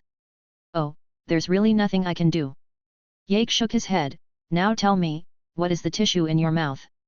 The earth will put his hands on his hips, or should I say, his hands on his hips, and said proudly, Pan-Earth will Learning and Exchange Group. Wow, what a weird name. Yak was speechless. Don't interrupt. This is the Earth of all parallel worlds. It took many epochs to create this inter-universe chat group, and you will naturally be entrusted with an important task. Yak's expression gradually became strange. You mean, I have become a bunch of thugs of the Earth's will now? Before, the system had given him a letter from Earth asking for help, but Jack really didn't dare to open it. The thick, crystallized smell of despair on that letter was so scary. Gold medal fighter, if you release one sheep, you can also release a flock of sheep. Please work harder, and you will be rewarded. Fuck. The corners of Jack's mouth twitched. He was truly a cosmic-level firefighter. A slender arm made of energy stretched out from the light ball and patted Yak on the shoulder. Don't worry, can I take you there now? Kaihudu Sak. Yak hurriedly stopped him. There were still a lot of things that had not been explained, and even the beating of Dagyu had not been completed. How could he just leave? Give me 3 days. Stop hesitating. It's not like you're not coming back. If you want to come back, I can send you home once. Just don't treat me like a day student going home. You're on a business trip. The chatter of the Earth's will lingers in your ears like a fly. Jack had no choice but to throw him out of the window. The next day, Yak got up early for the first time and tiptoed out of the house. Last night I told the girl that he was going on a business trip, and it almost broke the girl's defenses. But the boy was not a child, he did not cry or make a fuss, his eyes were just red. Ah, how come Godzilla is bound by worldly relationships? Jack muttered to himself. Because you are Godzilla, and you are also human. Although your body is no longer human, these two humans are the only ties of your humanity left. The thin rope is still strong. The gaze of the Earth's will has never left, he has always been watching Yak. At TPC's Far East headquarters, according to custom, Yak should go to the command room to fish for a while first. But Captain Yak actually arrived at the support team's base. Because the support team has a large number of people, the base covers an area of 3 floors. Captain Yak, good morning. Sakata, who was working, stood up and bowed to Yak. Yak sat unsteadily on the chair and waved his hand nonchalantly. Oh, there's no need for such red tape. Showing respect to the captain is one of the responsibilities that the support team cannot ignore. Yak was sitting upright, and he said seriously, today, I have something extremely important to say. Chapter 90. I'm going on a business trip for a while. Okay, Captain. There was no change on Sakata's face, as if he had anticipated today's situation. For a moment, Yak thought he was dazzled. What's the situation? According to the plot, you shouldn't be reluctant to leave and cry about your parents. So, there's nothing to say. Yak winked and hinted wildly. Ah, you don't have enough travel expenses? How about I arrange some for you? Sakata stuttered. He didn't know what the captain's situation was today. Go traveling under the pretext of a business trip. He was very familiar with it. It was the captain's daily operation. Although Jack is the core figure of the entire support team, he usually only sets the general framework and controls the direction of the ship. The rest of the details and task execution are done by the people below, except for some minor adjustments, such as moving the artillery 1 centimeter to the right. Now that the support team is on the right track, it is not a big problem to be separated from Captain Yak for a while. In other words, Sakata was already prepared for this day. Stereotypes kill people. Aker, deeply traumatized, came to the command room. Since there was nothing to do today, the victory team also had some free time. Captain Yak, good morning. No. Why are you here so early today? Zinken's eyes widened in disbelief. Tisk, stereotype. Yak gritted his teeth, pointed at Zinken and said, 5,000 review. The others were about to express their shock, but when they heard the word review, they immediately swallowed the words that were about to come out of their mouths. It's just a pity for our Zinken team members. By the way, everyone come here, I have something to announce. Yakley sat on the chair and greeted everyone. Because of the Siberian cold wave, there were financial problems, which in turn caused the earthquake in Japan, so I have to travel for a while. Except for Daegyo, who listened seriously, the others looked at each other in confusion. Captain, does this have any direct relationship with your business trip? Lena asked weakly. Oh, it's okay. Yak took a sip of the tea that Horii handed over, but if you want to take a leave for a business trip, you always have to find a reason. Have you ever thought that this reason is too outrageous? Drib. Yak's PDI communicator rang, and it was Director Sawai's voice. Captain Yak, I have approved your application. I wish you a happy game. Damn, I really agree. The captain's mouth twitched. It was ridiculous to think that she was always on call 365 days a year. Captain, me. Daegu raised his hand impatiently. What about me? Should I go with you? Under normal circumstances, Yak would always take Daegyo with him when he went out, whether it was for work or just to slack off. Yak said, stay still, kid. Don't even think about taking some time off with me. I have something serious to do. There are only 3 people on Earth who can fight now, 1 Godzilla, 1 Tiga, the evil Tiga who is half underground, and the equipment support team of half TPC plus the victory team. Daegyo and Yak are gone, and you are going to let the Earth will take the lead? The will of the Earth needs a physical object as a carrier. Is it possible to use the Atlantis to transform into a Gundam? Hiss, the style of painting is weird. It's not that it's impossible, it's just that TPC and the support team can't afford it financially. Oh. Daegyo looked depressed. This was the second time. He was not brought along last time. Jack couldn't bear such a tragic scene. He patted Daegyo's shoulder and said, it's okay. I will definitely take you with me next time. Really? Fidelity. Yak really didn't lie to Daegyo about this thing. Isn't there a letter for help in the system space? Next time, I will take Daegyo with me, let him become a powerful type to resist damage, and I will hide behind and use skills. The plan goes through. Drib. Daegyo's communicator also rang. Daegu, who had not paid attention to it at first, took a glance and suddenly his face froze. He laughed dryly and said, I remembered that I'm on patrol today. I'm leaving first. After saying that, he left in a hurry. That was a message from Ark, when the time comes, I'll wait for you in Tokyo. Yake also drew everyone's attention in time, then I have to leave too, bye everyone. He waved his hand, hummed a little tune and disappeared into the command room. Tokyo. The towering skyscrapers seem to want to poke a hole in the sky, steel bars and concrete wrap the entire earth, the noisy voices of people and cars hover in the sky, as noisy as the cry of crows. The faint green plants seem like alms given by humans to other species. The densely packed human beings flow like ants. Prosperity, luxury, laughter, joy. And the grief and indignation that is everywhere, the natural grief and indignation. On the rooftop of a high-rise building, a man in armor sat on the edge, holding a dandelion in his hand. The wind came and carried the dandelion seeds, scattering them over the man-made city below. Human body, can you hear me? Yak said under the mask. What did you hear? Even if he didn't turn around, his life magnetic field alone would have allowed Yak to discover him. It's too crude. The method used to conceal the momentum is too crude. What on earth did this kid learn? It's so weird. Yak was a little unhappy. Either you restrain yourself or you release everything. It goes up and down in a very rhythmic way. What? Are you riding a rocking car? Yak pointed at the dandelion seeds that were slowly floating down and said, have you heard the call of nature? Naturally. Daegyu was a little confused. Alas, you can use Ultraman's telekinesis only after you transform, but you only use it in combat and cannot hear the faint call from beneath your feet. Yake shook his head and looked at Daegyu with a sympathetic expression, then just listen to it yourself. A strong wind blew above the tall building. In a moment of distraction, Yak disappeared in front of Daegyu. In the blink of an eye, the two were face to face. A golden light appeared at the fingertips of Yak, and before Daegyu could react, it gently appeared on his forehead. At that moment, Daegyu seemed to see a warm, violent and magnificent Sunday. No, that was not the sun was not like that. Such a familiar smell. That's Earth. With the help of Yak, Daegu finally looked directly at the gods in his human body. The true god of Earth. And the will of the Earth also gave Daegu a glance back. He is looking at himself. No, not just looking at Daegu as a human.